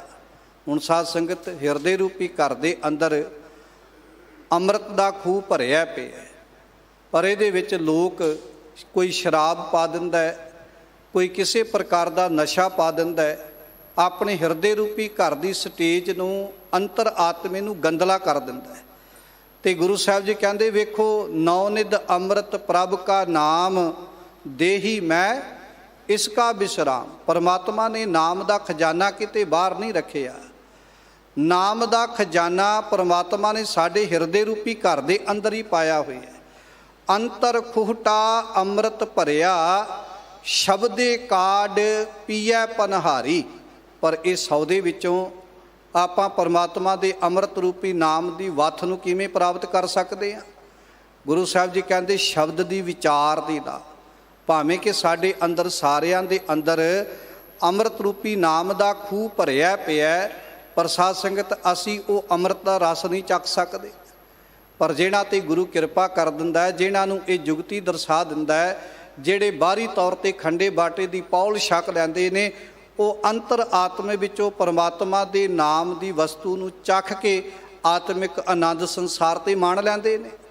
ਪਰ ਜਿਹਨਾਂ ਨੂੰ ਇਸ ਅੰਮ੍ਰਿਤ ਦੀ ਸਾਰ ਨਹੀਂ, ਗੁਰੂ ਸਾਹਿਬ ਜੀ ਕਹਿੰਦੇ ਐਸੇ ਮਨੁੱਖ ਜਿਹੜੇ ਅੰਮ੍ਰਿਤ ਦੀ ਸਾਰ ਨੂੰ ਨਹੀਂ ਜਾਣਦੇ, ਅੰਮ੍ਰਿਤ ਦੀ ਕਦਰ ਨੂੰ ਨਹੀਂ ਜਾਣਦੇ, ਉਹਨਾਂ ਦੇ ਹਿਰਦੇ ਰੂਪੀ ਘਰ ਵਿੱਚ ਪਿਆ ਹੋਇਆ ਅੰਮ੍ਰਿਤ ਜਿਹੜਾ ਹੈ, ਉਹਨਾਂ ਨੂੰ ਉਹਦੀ ਸਾਰ ਨਾ ਹੋਣ ਕਰਕੇ ਉਹ ਆਪਣਾ ਜੀਵਨ ਸੰਸਾਰ 'ਤੇ ਅਜਾਈਂ ਅਤੇ ਵਿਅਰਥ ਗਵਾ ਕੇ ਚਲਾ ਜਾਂਦੇ। ਹੁਣ ਸਾਧ ਸੰਗਤ ਘਰ ਦੇ ਅੰਦਰ ਬੜੀ ਕੀਮਤੀ ਚੀਜ਼ ਪਈ ਹੋਵੇ ਤੇ ਬੰਦਾ ਬਾਹਰ ਜਾ ਕੇ, ਘਰ ਦੇ ਅੰਦਰ ਅਰਬਾਂ ਖਰਬਾਂ ਦੀ ਦਾਤ ਪਈ ਹੋਵੇ ਤੇ ਬੰਦਾ ਬਾਹਰ ਜਾ ਕੇ ਰੁਪਈਆ ਥਾਂ ਦੇ ਉੱਤੇ ਮੰਗਦਾ ਹੋਵੇ, ਇਹਦਾ ਮਤਲਬ ਇਹ ਹੋ ਸਕਦਾ ਇਹਨੂੰ ਘਰ ਦੇ ਅੰਦਰ ਪਈ ਹੋਈ ਵਸਤੂ ਦੀ ਸਾਰ ਨਹੀਂ, ਇਹ ਬਾਹਰ ਦਾ ਜਾ ਕੇ ਸੰਸਾਰ ਦਾ ਮੰਗਤਾ ਬਣਿਆ ਹੋਇਆ। ਮੱਤ ਵਿੱਚ ਰਤਨ ਜਵਾਹਰ ਮਾਣਕ, ਇਹ ਬੜਾ ਕੁਝ ਪਰਮਾਤਮਾ ਨੇ ਪਾਇਆ ਹੋਇਆ, ਪਰ ਪਤਾ ਕਿਹਨਾਂ ਨੂੰ ਲੱਗਦਾ ਹੈ? ਜੇ ਇੱਕ ਗੁਰ ਕੀ ਸਿੱਖ ਸੁਣੀ, ਜਿਨ੍ਹਾਂ ਨੇ ਗੁਰੂ ਦੀ ਸਿੱਖਿਆ ਸੁਣ ਲਈ, ਜਿਨ੍ਹਾਂ ਨੇ ਗੁਰੂ ਦਾ ਸਿਧਾਂਤ ਸੁਣ ਲਿਆ, ਗੁਰੂ ਦੀ ਵਿਚਾਰ ਸੁਣ ਲਈ, ਉਹਨਾਂ ਨੂੰ ਪਤਾ ਲੱਗਿਆ ਕਿ ਭਾਈ ਸਾਡੇ ਅੰਦਰ ਤੇ ਰੱਬ ਨੇ ਬਹੁਤ ਕੁਝ ਭਰਿਆ ਹੋਇਆ ਸੀ। ਰਤਨਾ ਰਤਨ ਪਦਾਰਥ ਬਹੁ ਸਾਗਰ ਭਰਿਆ ਰਾਮ। ਰੱਬ ਨੇ ਸਾਡੇ ਅੰਦਰ ਬੜੀਆਂ ਵਸਤੂਆਂ, ਕੀਮਤੀ ਸੁਗਾਤਾਂ ਪਾਈਆਂ ਹੋਈਆਂ ਨੇ, ਪਰ ਸਾਨੂੰ ਉਹਨਾਂ ਦੀ ਸਾਰ ਨਹੀਂ। ਸਾਧ ਸੰਗਤ ਜਿਵੇਂ ਇੱਕ ਗਾਂ ਦੁੱਧ ਦਿੰਦੀ ਹੈ ਜਾਂ ਮੱਝ ਦੁੱਧ ਦਿੰਦੀ ਹੈ ਨਾ, ਤੇ ਆਪਾਂ ਵੇਖਦੇ ਹਾਂ ਕਿ ਗਾਂ ਦੇ ਅਸਥਨਾਂ ਦੇ ਲਾਗੇ ਚਿੱਚੜ ਜਿਹੜਾ ਉਹ ਚਿੰਬੜਿਆ ਹੁੰਦਾ ਹੈ।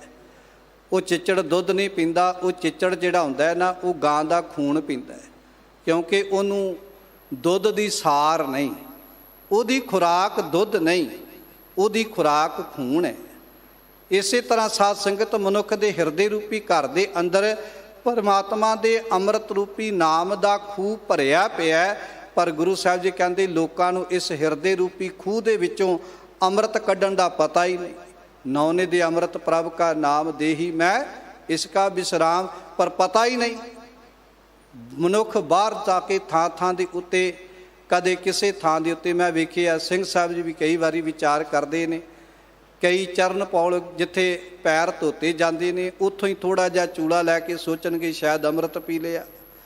ਕਈ ਸਰੋਵਰ ਦਾ ਜਲ ਲੈ ਕੇ ਥੋੜ੍ਹਾ ਜਿਹਾ ਛਕ ਲੈਣਗੇ, ਸੋਚਣਗੇ ਸ਼ਾਇਦ ਆਪਾਂ ਇੱਥੋਂ ਹੀ ਅੰਮ੍ਰਿਤ ਪੀ ਲਿਆ।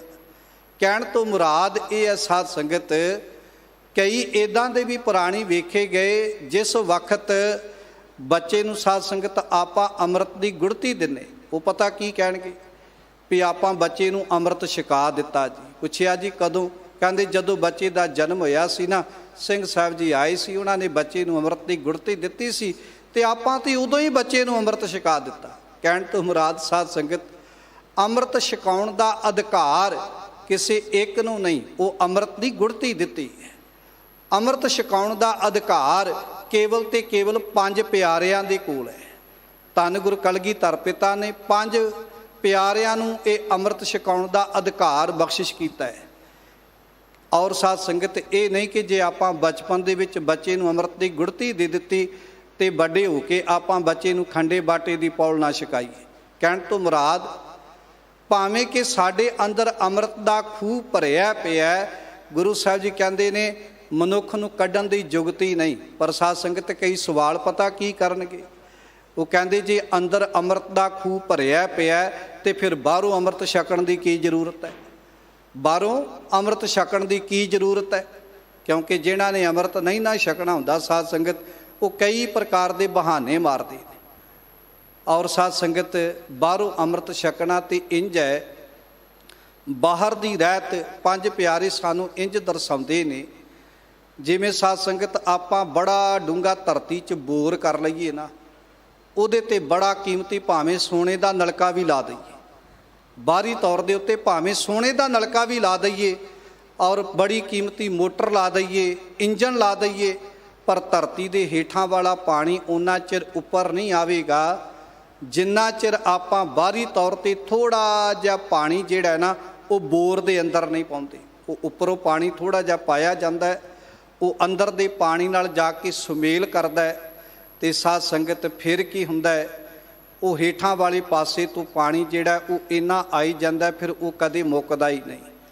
ਗੁਰੂ ਸਾਹਿਬ ਜੀ ਕਹਿੰਦੇ ਭਾਵੇਂ ਕਿ ਹਰੇਕ ਮਨੁੱਖ ਦੇ ਹਿਰਦੇ ਰੂਪੀ ਘਰ ਦੇ ਅੰਦਰ ਅੰਮ੍ਰਿਤ ਦਾ ਖੂਹ ਭਰਿਆ ਪਿਆ, ਪਰ ਜਿੰਨਾ ਚਿਰ ਅਸੀਂ 5 ਪਿਆਰਿਆਂ ਦੇ ਕੋਲ ਖੰਡੇ ਬਾਟੇ ਦੀ ਪੌਲ ਛਕ ਕੇ ਬਾਹਰੋਂ ਇਹ ਅੰਮ੍ਰਿਤ ਆਪਣੇ ਅੰਦਰ ਦੇ ਅੰਮ੍ਰਿਤ ਨਾਲ ਸੁਮੇਲ ਨਹੀਂ ਕਰਦੇ, ਉਹਨਾਂ ਚਿਰ ਸਾਧ ਸੰਗਤ ਝਿਮ ਝਿਮ ਵਰਸੈ ਅੰਮ੍ਰਿਤ ਧਾਰਾ, ਮਨ ਪੀਵੈ ਸੁਨ ਸ਼ਬਦ ਵਿਚਾਰਾ, ਉਹਨਾਂ ਚਿਰ ਅਸੀਂ ਉਸ ਅੰਮ੍ਰਿਤ ਦੀ ਦਾਤ ਦੀ ਸਾਰ ਨੂੰ ਨਹੀਂ ਸਮਝ ਸਕਦੇ। ਔਰ ਸਾਧ ਸੰਗਤ, ਜਦੋਂ ਇੱਕ ਵਾਰ ਖੰਡੇ ਬਾਟੇ ਦੀ ਪੌਲ ਛਕ ਲੈਂਦੇ ਆ ਨਾ, 5 ਪਿਆਰੇ ਸਾਨੂੰ ਦੱਸਦੇ ਨੇ ਇਹਦਾ 5 ਬਾਣੀਆਂ ਦਾ ਪਾਠ ਪੜ੍ਹਿਆ ਜਾਵੇਗਾ, ਇਸੇ ਤਰ੍ਹਾਂ ਖੰਡਾ ਹੋਵੇਗਾ, ਇੱਦਾਂ ਇੱਕ ਬਾਟਾ ਹੋਵੇਗਾ ਤੇ ਇੱਦਾਂ 5 ਬਾਣੀਆਂ ਦਾ ਪਾਠ ਪੜ੍ਹ ਕੇ ਇਹ ਅੰਮ੍ਰਿਤ ਦਾ ਬਾਟਾ ਜਿਹੜਾ ਉਹ ਤਿਆਰ ਕੀਤਾ ਜਾਂਦਾ ਹੈ। ਫਿਰ ਉਦੋਂ ਬਾਅਦ ਸਾਧ ਸੰਗਤ ਨੇਤਾ ਪ੍ਰਤੀ 5 ਬਾਣੀਆਂ ਦਾ ਪਾਠ ਪੜ੍ਹਨਾ ਔਰ ਉਸੇ ਤਰ੍ਹਾਂ ਸਾਧ ਸੰਗਤ ਹਿਰਦੇ ਰੂਪੀ ਘਰ ਨੂੰ ਬਾਟਾ ਬਣਾ ਲੈਣਾ, ਜੀਵ ਨੂੰ ਖੰਡਾ ਬਣਾ ਲੈਣਾ ਤੇ ਨੇਤਾ ਪ੍ਰਤੀ ਉਹ ਅੰਮ੍ਰਿਤ ਜਿਹੜਾ ਹੈ ਉਹ ਹਿਰਦੇ ਰੂਪੀ ਘਰ ਦੇ ਅੰਦਰ ਤਿਆਰ ਕਰਿਆ ਕਰਨਾ। ਇਹ 5 ਪਿਆਰਿਆਂ ਨੇ ਇੱਕ ਜੁਗਤੀ ਦਰਸਾਈ ਸਾਨੂੰ। ਔਰ ਸਾਧ ਸੰਗਤ ਇਸੇ ਤਰ੍ਹਾਂ ਇਹ ਸਾਰਾ ਕੁਝ ਗੁਰੂ ਸਾਹਿਬ ਜੀ ਕਹਿੰਦੇ ਭਾਵੇਂ ਕਿ ਸਾਡੇ ਹਿਰਦੇ ਰੂਪੀ ਘਰ ਦੇ ਅੰਦਰ ਭਰਪੂਰ ਹੈ, ਪਰ ਅੰਮ੍ਰਿਤ ਕੀ ਸਾਰ ਸੋਈ ਜਾਣਾ ਜੋ ਅੰਮ੍ਰਿਤ ਕਾ ਵਪਾਰੀ ਜੀ, ਉਹੀ ਇਹਦੀ ਸਾਰ ਨੂੰ ਸਮਝ ਸਕੇਗਾ। ਭਾਵੇਂ ਕਿ ਨਾਮ ਦੀ ਦਾਤ ਸਾਡੇ ਹਿਰਦੇ ਰੂਪੀ ਘਰ ਦੇ ਅੰਦਰ ਮੌਜੂਦ ਹੈ, ਅੰਮ੍ਰਿਤ ਬਾਣੀ ਹਰ ਹਰ ਤੇਰੀ ਸੁਣ ਸੁਣ ਹੋਵੈ ਪਰਮ ਗਤ ਮੇਰੀ, ਜਲਨ ਬੁਝੀ ਸੀਤਲ ਹੋਈ ਮਨੁਆ ਸਤਿਗੁਰ ਕਾ ਦਰਸ਼ਨ ਪਾਏ ਜੀ। ਔਰ ਸਾਧ ਸੰਗਤ ਇਸੇ ਤਰ੍ਹਾਂ ਗੁਰੂ ਸਾਹਿਬ ਜੀ ਸਾਨੂੰ ਅੱਜ ਦੇ ਮੁਬਾਰਕ ਸ਼ਬਦ ਦੀਆਂ ਆਰੰਭ ਵਾਲੀਆਂ ਤੁਕਾਂ ਵਿੱਚ ਸਮਝਾ ਰਹੇ ਨੇ। ਪਰਮਾਤਮਾ ਨੇ ਸਾਰਾ ਕੁਝ ਸਾਡੇ ਹਿਰਦੇ ਰੂਪੀ ਘਰ ਦੇ ਅੰਦਰ ਪਾਇਆ ਹੋਇਆ ਹੈ, ਪਰ ਸਾਧ ਸੰਗਤ ਘਰ ਹੀ ਸੌਦਾ ਪਾਈ ਹੈ, ਅੰਤਰ ਸਭ ਵੱਥ ਹੋਏ ਖਿਨ ਖਿਨ ਨਾਮ ਸੰਭਾਲੀ ਹੈ, ਗੁਰਮੁਖ ਪਾਵੈ ਕੋਏ। ਪਰ ਪਰਮਾਤਮਾ ਦੇ ਨਾਮ ਦੀ ਸੰਭਾਲ ਕਰਨੀ ਇਹ ਜੁਗਤੀ ਕੇਵਲ ਤੇ ਕੇਵਲ ਗੁਰਮੁਖ ਨੂੰ ਸਮਝ ਆਉਂਦੀ ਹੈ। ਜਿਹੜਾ ਗੁਰੂ ਦੀ ਬਾਣੀ ਪੜ੍ਹਦਾ ਹੈ, ਪਰਮਾਤਮਾ ਦਾ ਨਾਮ ਜਪਦਾ ਹੈ, ਉਹਨੂੰ ਪਤਾ ਹੈ ਹਿਰਦੇ ਰੂਪੀ ਘਰ ਦੇ ਅੰਦਰ ਅੰਮ੍ਰਿਤ ਨੂੰ ਕਿਵੇਂ ਸੰਭਾਲਿਆ ਜਾ ਸਕਦਾ ਹੈ, ਪਰਮਾਤਮਾ ਦੇ ਨਾਮ ਦੀ ਸੰਭਾਲ ਕਿਵੇਂ ਕੀਤੀ ਜਾ ਸਕਦੀ ਹੈ, ਜੀਵਨ ਨੂੰ ਕਿਵੇਂ ਦਾ ਬਣਾਵਾਂਗੇ ਤੇ ਪਰਮਾਤਮਾ ਦੀ ਬਖਸ਼ਿਸ਼ ਦੇ ਪਾਤਰ ਬਣਾਂਗੇ। ਧੰਨ ਗੁਰੂ ਅਮਰਦਾਸ ਮਹਾਰਾਜ ਜੀ ਦੇ ਇਸੇ ਪੰਕਤੀ ਦੇ ਅਗਲੇ ਪਾਸੇ ਗੁਰੂ ਸਾਹਿਬ ਜੀ ਬੜੀ ਪਿਆਰੀ ਵਿਚਾਰ ਸਮਝਾ ਰਹੇ ਨੇ। ਨਾਮ ਨਿਧਾਨ ਅਖੁੱਟ ਹੈ, ਵਡ ਭਾਗ ਪ੍ਰਾਪਤ ਹੋਏ। ਇਹ ਨਾਮ ਦਾ ਖਜ਼ਾਨਾ ਸਾਧ ਸੰਗਤ ਅਖੁੱਟ ਹੈ। ਅਖੁੱਟ ਕਹਿੰਦੇ ਨੇ ਜਿਹੜਾ ਕਦੇ ਮੁੱਕਦਾ ਨਹੀਂ। ਇੱਕ ਤੇ ਹੁੰਦਾ ਸਾਧ ਸੰਗਤ ਕਿਸੇ ਨੇ ਕਿਸੇ ਦੇ ਕੰਨ ਵਿੱਚ ਫੂਕਰ ਮਾਰ ਕੇ ਨਾਮਦਾਨ ਦਿੱਤਾ, ਤੇ ਜਿਹਦੇ ਕੰਨ ਵਿੱਚ ਫੂਕਰ ਮਾਰ ਕੇ ਨਾਮਦਾਨ ਦਿੱਤਾ ਤੇ ਨਾਲ ਇਹ ਵੀ ਗੱਲ ਕਹਿ ਦਿੱਤੀ ਤੂੰ ਇਹ ਅੱਗੇ ਕਿਸੇ ਲਾਗੇ ਦੱਸਣਾ ਨਹੀਂ।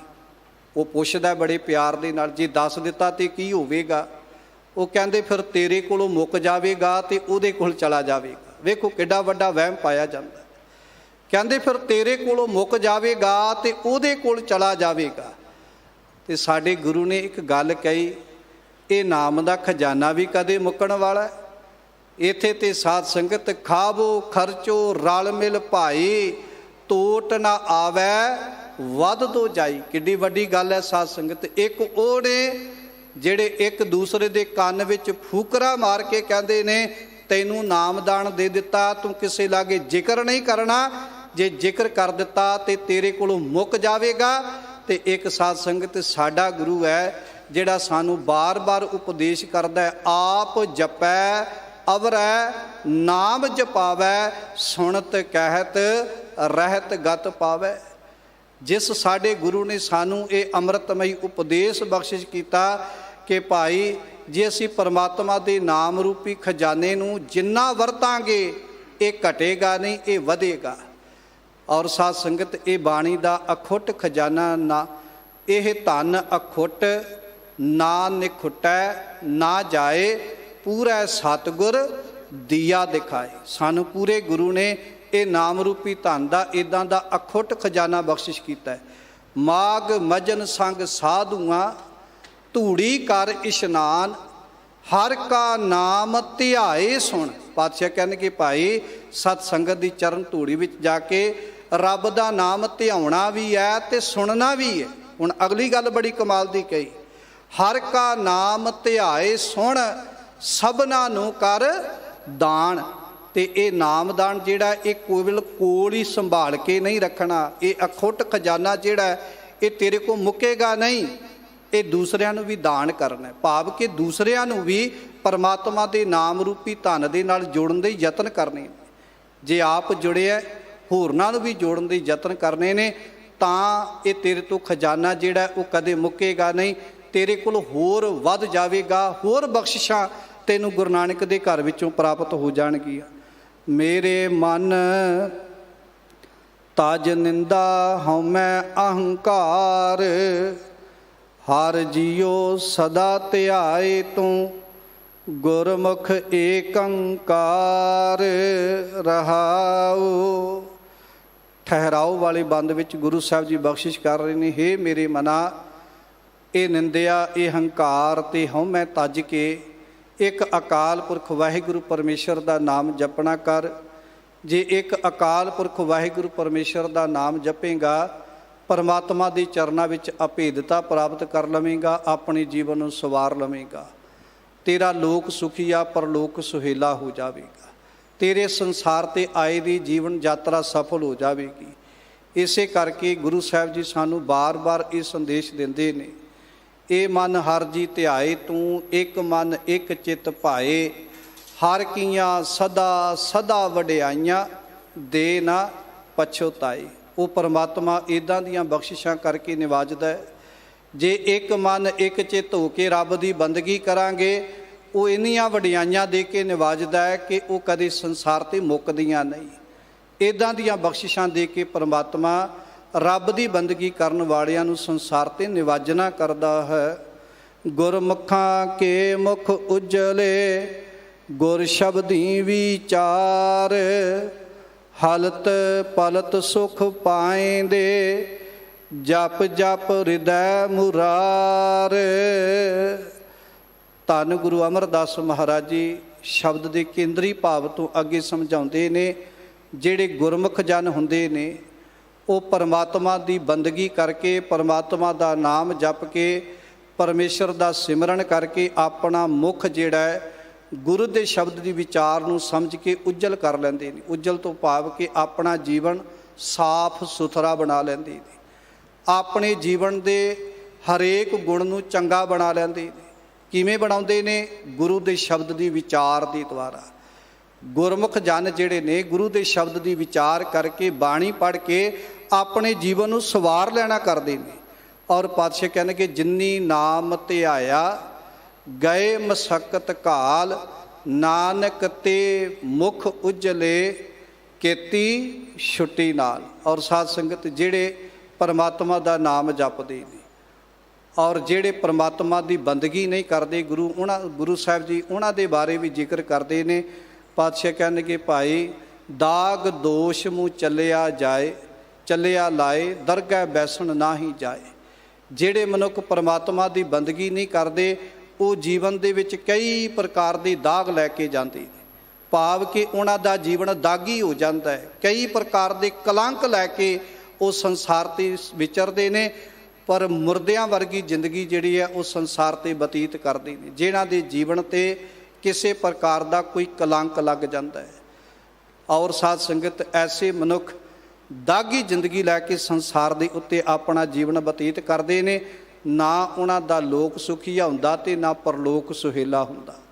ਜਿਹੜੇ ਰੱਬ ਦੀ ਬੰਦਗੀ ਕਰਕੇ ਆਪਣੇ ਜੀਵਨ ਨੂੰ ਸਵਾਰ ਲੈਂਦੇ ਨੇ, ਜਿਨ੍ਹਾਂ ਨੇ ਗੱਲੀ ਅਸੀਂ ਚੰਗੀਆਂ ਅਚਾਰੀ ਬੁਰੀਆਂ, ਮਨੋ ਕਸੁੱਧਾਂ ਕਾਲੀਆਂ ਬਾਹਰ ਚਿਟਵੀਆਂ, ਜਿਨ੍ਹਾਂ ਦੇ ਅੰਦਰ ਕਰਤੂਤਾਂ ਕਾਲੀਆਂ ਨੇ, ਜਿਹੜੇ ਸੰਸਾਰ ਦੇ ਉੱਤੇ ਕਰਮ ਮਾੜੇ ਕਰਦੇ ਨੇ। ਗੁਰੂ ਪਾਤਸ਼ਾਹ ਕਹਿਣਗੇ ਐਸੇ ਮਨੁੱਖ ਆਪਣੇ ਜੀਵਨ ਦੇ ਅੰਦਰ ਦਾਗ ਤੇ ਦੋਸ਼ ਲੈ ਕੇ ਸੰਸਾਰ ਤੋਂ ਜਾਂਦੇ ਨੇ।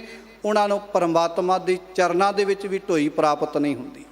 ਔਰ ਇਸੇ ਤਰ੍ਹਾਂ ਹਲਤ ਪਲਤ ਸੁਖ ਪਾਇੰਦੇ, ਉਹ ਲੋਕ ਵਿੱਚ ਵੀ ਤੇ ਪਰਲੋਕ ਵਿੱਚ ਵੀ, ਹਲਤ ਵਿੱਚ ਵੀ ਤੇ ਪਲਤ ਵਿੱਚ ਵੀ, ਭਾਵ ਇਸ ਜੀਵਨ ਵਿੱਚ ਵੀ ਤੇ ਅਗਲੇ ਜੀਵਨ ਵਿੱਚ ਵੀ। ਕਹਿਣ ਤੋਂ ਮੁਰਾਦ ਉਹਨਾਂ ਨੂੰ ਸੰਸਾਰ ਦੇ ਅੰਦਰ ਲੋਕ ਅਤੇ ਪਰਲੋਕ ਦੇ ਸੁੱਖ ਜਿਹੜੇ ਨੇ ਉਹ ਪ੍ਰਾਪਤ ਹੋ ਜਾਂਦੇ ਨੇ। ਕਿਵੇਂ?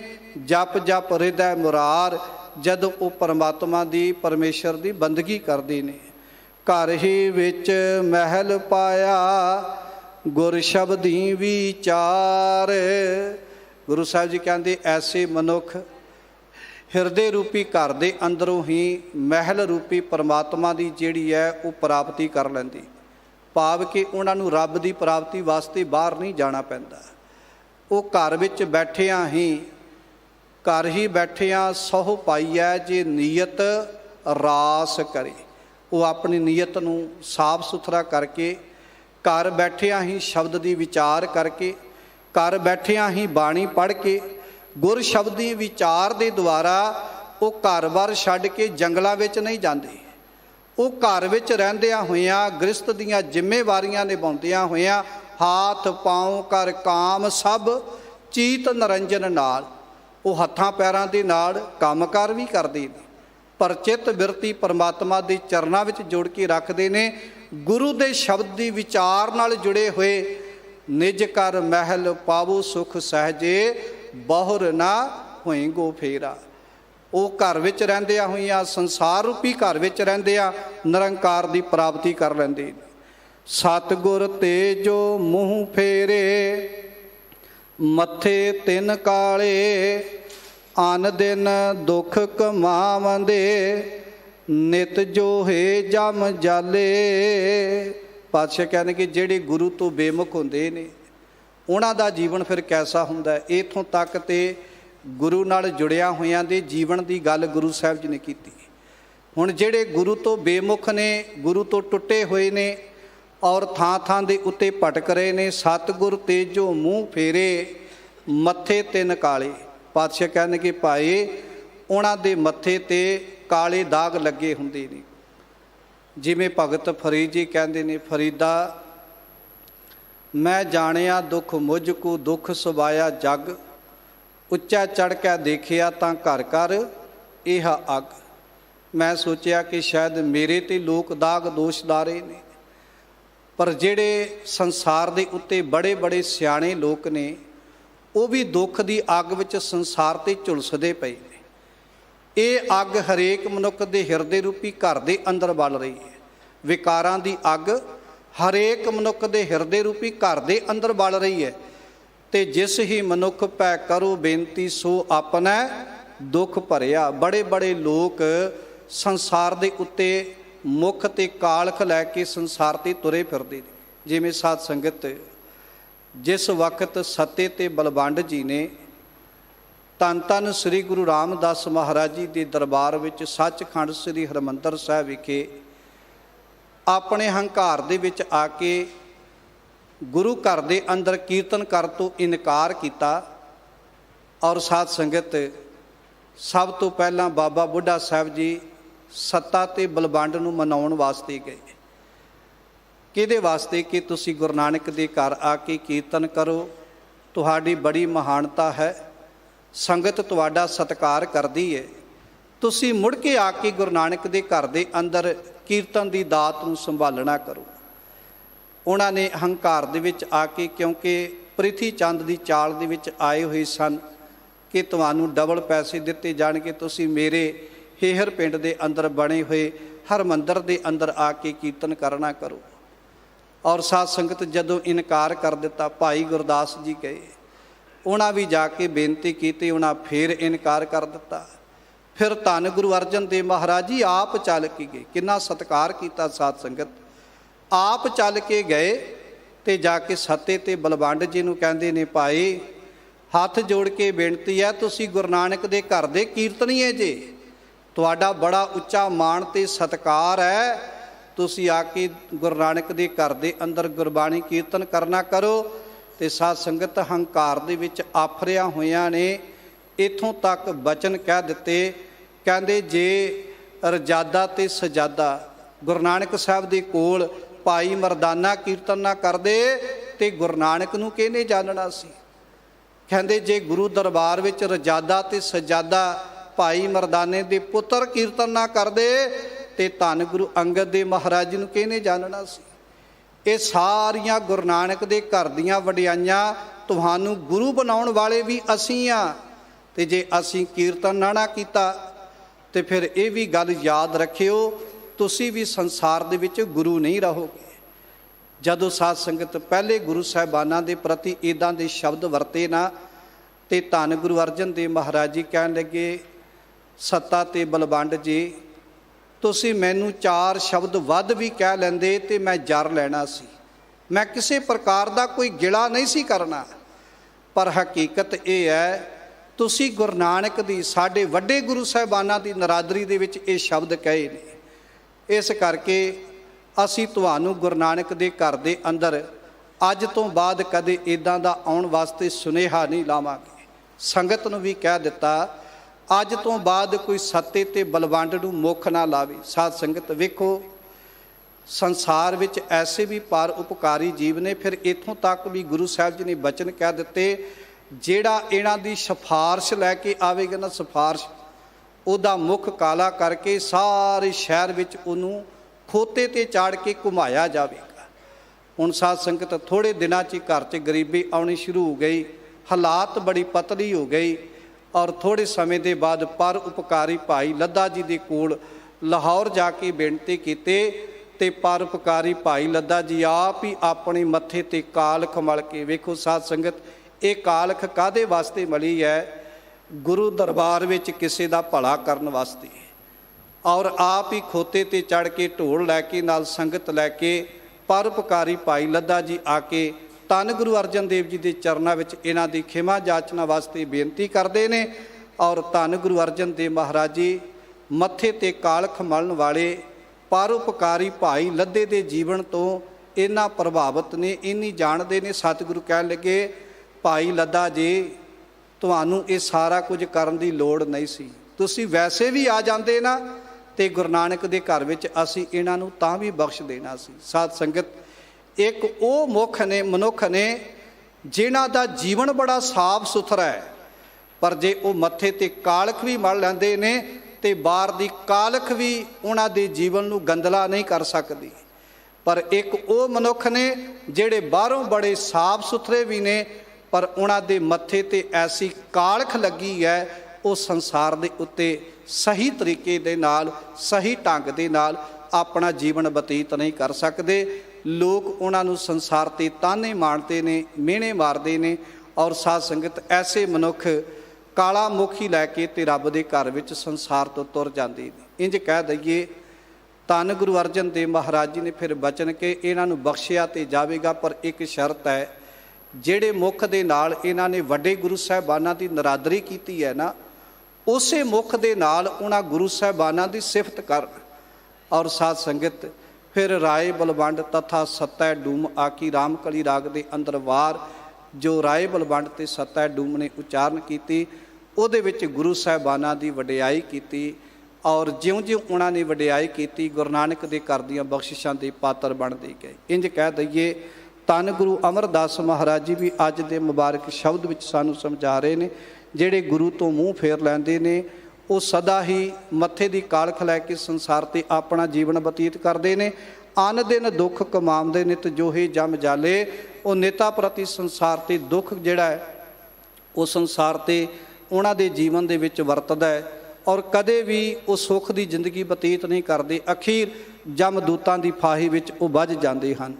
ਸੁਪਨੈ ਸੁਖ ਨਾ ਦੇਖਣੇ ਬਹੁ ਚਿੰਤਾ ਪਰ ਜਾਲੇ। ਗੁਰੂ ਸਾਹਿਬ ਜੀ ਕਹਿੰਦੇ ਐਸੇ ਮਨੁੱਖ ਕਦੇ ਵੀ ਸਾਧ ਸੰਗਤ ਸੁਪਨੇ ਵਿੱਚ ਵੀ ਸੁੱਖ ਦੀ ਜ਼ਿੰਦਗੀ ਬਤੀਤ ਨਹੀਂ ਕਰ ਸਕਦੇ। ਸੁਪਨੇ ਵਿੱਚ ਵੀ ਇੱਕ ਤੇ ਹੁੰਦੀ ਹੈ ਨਾ ਵੈਸੇ ਸੁੱਖ ਦੀ ਜ਼ਿੰਦਗੀ ਬਤੀਤ ਕਰਨੀ, ਤੇ ਕਈਆਂ ਨੂੰ ਗੁਰੂ ਸਾਹਿਬ ਜੀ ਕਹਿੰਦੇ ਜਿਹੜੇ ਰੱਬ ਨਾਲੋਂ ਟੁੱਟੇ ਹੋਏ ਨੇ, ਉਹ ਸੁਪਨੇ ਵਿੱਚ ਵੀ ਇੱਦਾਂ ਸੁੱਖ ਦੀ ਜ਼ਿੰਦਗੀ ਜਿਹੜੀ ਹੈ ਉਹ ਕਦੇ ਬਤੀਤ ਨਹੀਂ ਕਰ ਸਕਦੇ। ਸਭਨਾ ਕਾ ਦਾਤਾ ਏਕ ਹੈ, ਆਪੇ ਬਖਸ਼ ਕਰੇ। ਕਹਿਣਾ ਕਿਛੂ ਨਾ ਜਾਵੇ, ਜਿਸ ਭਾਵੈ ਤਿਸ ਦੇ। ਨਾਨਕ ਗੁਰਮੁਖ ਪਾਈਐ, ਆਪੇ ਜਾਣੈ ਸੋਏ। ਸ਼ਬਦ ਦੇ ਆਖਰੀ ਬੰਦ ਵਿੱਚ ਧੰਨ ਧੰਨ ਸ੍ਰੀ ਗੁਰੂ ਅਮਰਦਾਸ ਮਹਾਰਾਜ ਜੀ ਬਖਸ਼ਿਸ਼ ਕਰ ਰਹੇ ਹਨ। ਸਭਨਾ ਕਾ ਦਾਤਾ ਏਕ ਹੈ, ਆਪੇ ਬਖਸ਼ ਕਰੇ। ਸਾਰੇ ਜੀਵਾਂ ਦਾ ਦਾਤਾ ਇੱਕ ਅਕਾਲ ਪੁਰਖ ਹੈ, ਔਰ ਆਪ ਹੀ ਉਸ ਸੰਸਾਰ ਦੇ ਉੱਤੇ ਸਾਰਿਆਂ 'ਤੇ ਬਖਸ਼ਿਸ਼ਾਂ ਕਰਨ ਵਾਲਾ ਹੈ। ਜਿਵੇਂ ਸਾਧ ਸੰਗਤ ਘੁਮਾਰਾ ਏਕ ਜੋ ਮਾਟੀ ਗੁੰਦੀ, ਬਹੁ ਬਿਦ ਬਾਨੀ ਲਾਈ। ਕਾਹੂ ਮੈਂ ਮੋਤੀ ਮੁਕਤਾਹਲ, ਕਾਹੂ ਵਿਆਦ ਲਗਾਈ। ਕਿਸੇ ਨੂੰ ਘੁਮਿਆਰ ਭਾਂਡੇ ਨੂੰ ਸਵਾਰ ਕੇ ਉਹਦੇ 'ਤੇ ਮੋਤੀ ਲਾ ਦਿੰਦਾ ਤੇ ਕਿਸੇ ਨੂੰ ਵਿਗਾੜ ਦਿੰਦਾ ਹੈ, ਪਰ ਕਰਨ ਵਾਲਾ ਕੌਣ ਹੈ? ਘੁਮਿਆਰ, ਜਿਹਨੇ ਇਹ ਵੱਖ-ਵੱਖ ਕਿਸਮ ਦੇ ਭਾਂਡੇ ਤਿਆਰ ਕੀਤੇ ਨੇ। ਹੁਣ ਸਾਧ ਸੰਗਤ ਜੀਵ ਸਾਰੇ ਰੱਬ ਨੇ ਪੈਦਾ ਕੀਤੇ ਨੇ, ਪਰ ਇੱਕ ਨਿਹਾਲੀ ਪੈ ਸਭਨ ਇੱਕ ਉੱਪਰ ਰਹਿਣ ਖੜੇ। ਵੇਖੋ, ਇੱਕ ਸਾਰੀ ਰਾਤ ਕਿਸੇ ਦਾ ਪਹਿਰਾ ਦਿੰਦਾ ਹੈ ਕਿ ਇਹਦੇ 'ਤੇ ਤਕਲੀਫ ਨਾ ਆਵੇ, ਕੋਈ ਦੁੱਖ ਨਾ ਆਵੇ, ਤੇ ਇੱਕ ਆਰਾਮ ਦੇ ਨਾਲ ਘਰ ਦੇ ਅੰਦਰ ਸੁੱਤਾ ਹੋਇਆ। ਇਹ ਸਾਰਾ ਕੁਝ ਰੱਬ ਕਿਉਂ ਕਰਦਾ ਪਿਆ? ਕਿਵੇਂ ਕਰਦਾ ਪਿਆ? ਇੱਕ ਉਹਨੇ ਜਿਹੜੇ ਖੰਡੇ ਬਾਟੇ ਦੀ ਪੌਲ ਛਕ ਕੇ ਇੱਕੋ ਮਾਂ ਦੇ ਪੁੱਤਾਂ ਦੇ ਵਿੱਚੋਂ ਇੱਕ ਰੱਬ ਦੀ ਬੰਦਗੀ ਵਾਲੇ ਪਾਸੇ ਜੁੜ ਗਿਆ, ਤੇ ਇੱਕ ਸਾਰੀ ਜ਼ਿੰਦਗੀ ਸ਼ਰਾਬ ਦੇ ਨਸ਼ੇ ਵਿੱਚ ਧੁੱਤ ਰਿਹਾ। ਪਰ ਸਾਧ ਸੰਗਤ ਇਹਦੇ ਬਾਰੇ ਆਪਾਂ ਇਹ ਨਹੀਂ ਕਹਿ ਸਕਦੇ ਕਿ ਰੱਬ ਨੇ ਇੱਦਾਂ ਕਿਉਂ ਕੀਤਾ। ਆਪਾਂ ਇਹ ਨਹੀਂ ਕਹਿ ਸਕਦੇ। ਗੁਰੂ ਨਾਨਕ ਸਾਹਿਬ ਸਾਰੀ ਜ਼ਿੰਦਗੀ ਮਾਨਵਤਾ ਨੂੰ ਰੱਬ ਦੇ ਘਰ ਦੇ ਮਾਰਗ ਦਰਸ਼ਨ ਦੀ ਸੋਝੀ ਕਰਾਉਂਦੇ ਰਹੇ। ਗ੍ਰਸਤ ਮਾਰਗ ਵਿੱਚ ਰਹਿ ਕੇ, ਗ੍ਰਸਤ ਅਪਣਾ ਕੇ ਰੱਬ ਦੀ ਬੰਦਗੀ ਕਰਨ ਦਾ ਉਪਦੇਸ਼ ਦਿੰਦੇ ਰਹੇ, ਪਰ ਗੁਰੂ ਨਾਨਕ ਦੇ ਪੁੱਤਰ ਹੀ ਗੁਰੂ ਨਾਨਕ ਦੀਆਂ ਲੀਹਾਂ 'ਤੇ ਨਾ ਚੱਲ ਸਕੇ। ਗੁਰੂ ਸਾਹਿਬ ਜੀ ਕਹਿੰਦੇ ਇਹਦੇ ਬਾਰੇ ਆਪਾਂ ਕਹਿਣਾ ਕਿਛੂ ਨਾ ਜਾਵੇ। ਇਹਦੇ ਬਾਰੇ ਆਪਾਂ ਕਿਸੇ ਨੂੰ ਕੁਝ ਕਹਿ ਨਹੀਂ ਸਕਦੇ ਕਿ ਰੱਬ ਨੇ ਆਹ ਕੰਮ ਇੱਦਾਂ ਕਿਉਂ ਕੀਤਾ ਤੇ ਆਹ ਇੱਦਾਂ ਕਿਉਂ ਕੀਤਾ। ਗੁਰੂ ਸਾਹਿਬ ਜੀ ਕਹਿੰਦੇ ਭਾਈ ਆਪਾਂ ਇਹਦੇ ਬਾਰੇ ਕਿਸੇ ਨੂੰ ਕੁਝ ਨਹੀਂ ਕਹਿ ਸਕਦੇ। ਆਹ ਰੱਬ ਨੇ ਦਾਤ ਇਹਨੂੰ ਕਿਉਂ ਦਿੱਤੀ, ਇਹਨੂੰ ਕਿਉਂ ਨਾ ਦਿੱਤੀ, ਪਾਤਸ਼ਾਹ ਕਹਿੰਦੇ ਇਹਦੇ ਬਾਰੇ ਆਪਾਂ ਕੁਝ ਨਹੀਂ ਕਹਿ ਸਕਦੇ। ਉਹ ਪਰਮਾਤਮਾ ਪਰਮੇਸ਼ਰ ਹੀ ਜਿਹੜਾ ਇਹਦੇ ਬਾਰੇ ਸਾਰਾ ਕੁਝ ਜਾਣਦਾ ਹੈ। ਨਾਨਕ ਗੁਰਮੁਖ ਪਾਈਐ, ਆਪੇ ਜਾਣੈ ਸੋਏ। ਇਸ ਤਰ੍ਹਾਂ ਗੁਰਮੁਖ ਜਨ ਜਿਹੜੇ ਨੇ ਉਹ ਪਰਮਾਤਮਾ ਦੀ ਪ੍ਰਾਪਤੀ ਕਰ ਲੈਂਦੇ ਨੇ ਅਤੇ ਪਰਮਾਤਮਾ ਦੇ ਵਿੱਚ ਅਭੇਦ ਹੋ ਜਾਂਦੇ ਨੇ। ਔਰ ਸਾਧ ਸੰਗਤ ਇਕਨਾਂ ਨੂੰ ਸਭ ਸੋਝੀ ਆਈ, ਇੱਕ ਫਿਰਦੇ ਵੇ ਪਰਵਾਹ। ਇੱਕ ਉਹ ਨੇ ਜਿਨ੍ਹਾਂ ਨੂੰ ਗੁਰੂ ਨਾਨਕ ਦੇ ਘਰ ਅੰਦਰ ਆ ਕੇ ਗੁਰੂ ਦੇ ਸ਼ਬਦ ਦੀ ਸੋਝੀ ਆ ਗਈ, ਉਹਨਾਂ ਨੇ ਖੰਡੇ ਬਾਟੇ ਦੀ ਪੌਲ ਛਕੀ। ਆਪਣੇ ਜੀਵਨ ਨੂੰ ਸਵਾਰਨ ਵਾਸਤੇ, ਆਪਣੇ ਜੀਵਨ ਨੂੰ ਸਫੇਦ ਰੱਖ ਕੇ, ਪ੍ਰਮਾਤਮਾ ਦੀ ਬੰਦਗੀ ਕਰਕੇ ਆਪਣੇ ਜੀਵਨ ਦੇ ਦਾਗਾਂ ਤੇ ਦੋਸ਼ਾਂ ਨੂੰ ਧੋ ਦਿੱਤਾ। ਇੱਕ ਉਹ ਨੇ ਜਿਨ੍ਹਾਂ ਨੇ ਸਾਧ ਸੰਗਤ ਸਾਰੀ ਜ਼ਿੰਦਗੀ ਆਪਣੇ ਜੀਵਨ ਦੇ ਉੱਤੇ ਕਾਲਖ ਮੜੀ ਤੇ ਆਪਣਾ ਜੀਵਨ ਜਿਹੜਾ ਸੀ ਉਹ ਬਰਬਾਦ ਕਰ ਲਿਆ, ਲੋਕ ਵੀ ਗਵਾ ਲਿਆ ਤੇ ਪਰਲੋਕ ਵੀ ਗਵਾ ਲਿਆ। ਔਰ ਸਾਧ ਸੰਗਤ ਜਿਨ੍ਹਾਂ ਤੇ ਗੁਰੂ ਕਿਰਪਾ ਕਰ ਦੇਵੇ, ਉਹਨਾਂ ਨੂੰ ਜੀਵਨ ਜਿਉਣ ਦਾ ਢੰਗ, ਜੀਵਨ ਜਿਉਣ ਦਾ ਤਰੀਕਾ ਜਿਹੜਾ ਉਹ ਸਮਝ ਵਿੱਚ ਆ ਜਾਂਦਾ ਹੈ। ਅੱਜ ਦੇ ਸਮੁੱਚੇ ਸ਼ਬਦ ਵਿੱਚ ਧੰਨ ਸ੍ਰੀ ਗੁਰੂ ਅਮਰਦਾਸ ਮਹਾਰਾਜ ਜੀ ਨੇ ਸਾਨੂੰ ਸੰਸਾਰਿਕ ਜੀਵਾਂ ਨੂੰ ਇਹ ਸੇਧ ਬਖਸ਼ਿਸ਼ ਕੀਤੀ ਹੈ ਕਿ ਜੇ ਕੋਈ ਮਨੁੱਖ ਹੰਕਾਰ, ਹਉਮੈ ਔਰ ਤਿਆਗ ਕਰਕੇ ਪਰਮਾਤਮਾ ਦੇ ਚਰਨਾਂ ਦੇ ਵਿੱਚ ਜੁੜਨ ਵਾਸਤੇ ਪਰਮਾਤਮਾ ਦਾ ਨਾਮ ਜਪਦਾ, ਵਾਹਿਗੁਰੂ ਦੀ ਬੰਦਗੀ ਕਰਦਾ ਹੈ, ਉਹ ਹਿਰਦੇ ਰੂਪੀ ਘਰ ਵਿੱਚੋਂ ਹੀ ਪਰਮਾਤਮਾ ਦੀ ਪ੍ਰਾਪਤੀ ਕਰ ਲੈਂਦਾ ਹੈ, ਪਰਮਾਤਮਾ ਦੀਆਂ ਬਖਸ਼ਿਸ਼ਾਂ ਦਾ ਪਾਤਰ ਬਣ ਜਾਂਦਾ ਹੈ। ਲੜੀਵਾਰ ਪਾਵਨ ਪਿੱਤਰ ਸ਼ਬਦ ਦੀ ਵਿਚਾਰ ਦੀ ਸਾਂਝ ਪਾਉਂਦਿਆਂ ਹੋਈਆਂ ਭੁੱਲਾਂ ਚੁੱਕਾਂ ਦੀ ਬਖਸ਼ਿਸ਼ ਕਰ, ਖਿਮਾ ਬਖਸ਼ਿਸ਼ ਕਰਨੀ ਸਾਧ ਸੰਗਤ ਅਤੇ ਸਤਿਗੁਰੂ ਪਾਤਸ਼ਾਹ ਬਖਸ਼ਣਯੋਗ ਹਨ। ਬਖਸ਼ ਲੈਣਾ ਜੀ। ਬਹੁਤ ਬਹੁਤ ਧੰਨਵਾਦ ਸਮੁੱਚੀ ਦਿੱਲੀ ਸਿੱਖ ਗੁਰਦੁਆਰਾ ਪ੍ਰਬੰਧਕ ਕਮੇਟੀ ਦਾ, ਜਿਨ੍ਹਾਂ ਨੇ ਦਾਸ ਨੂੰ ਸੇਵਾ ਦੇ ਕੇ ਨਿਵਾਜਣਾ ਕੀਤਾ ਹੈ। ਹੋਈਆਂ ਭੁੱਲਾਂ ਚੁੱਕਾਂ ਦੀ ਖਿਮਾ ਫਤਿਹ ਦੀ ਸਾਂਝ ਪਾਈਏ ਜੀ। ਵਾਹਿਗੁਰੂ ਜੀ ਕਾ ਖਾਲਸਾ, ਵਾਹਿਗੁਰੂ ਜੀ ਕੀ ਫਤਿਹ।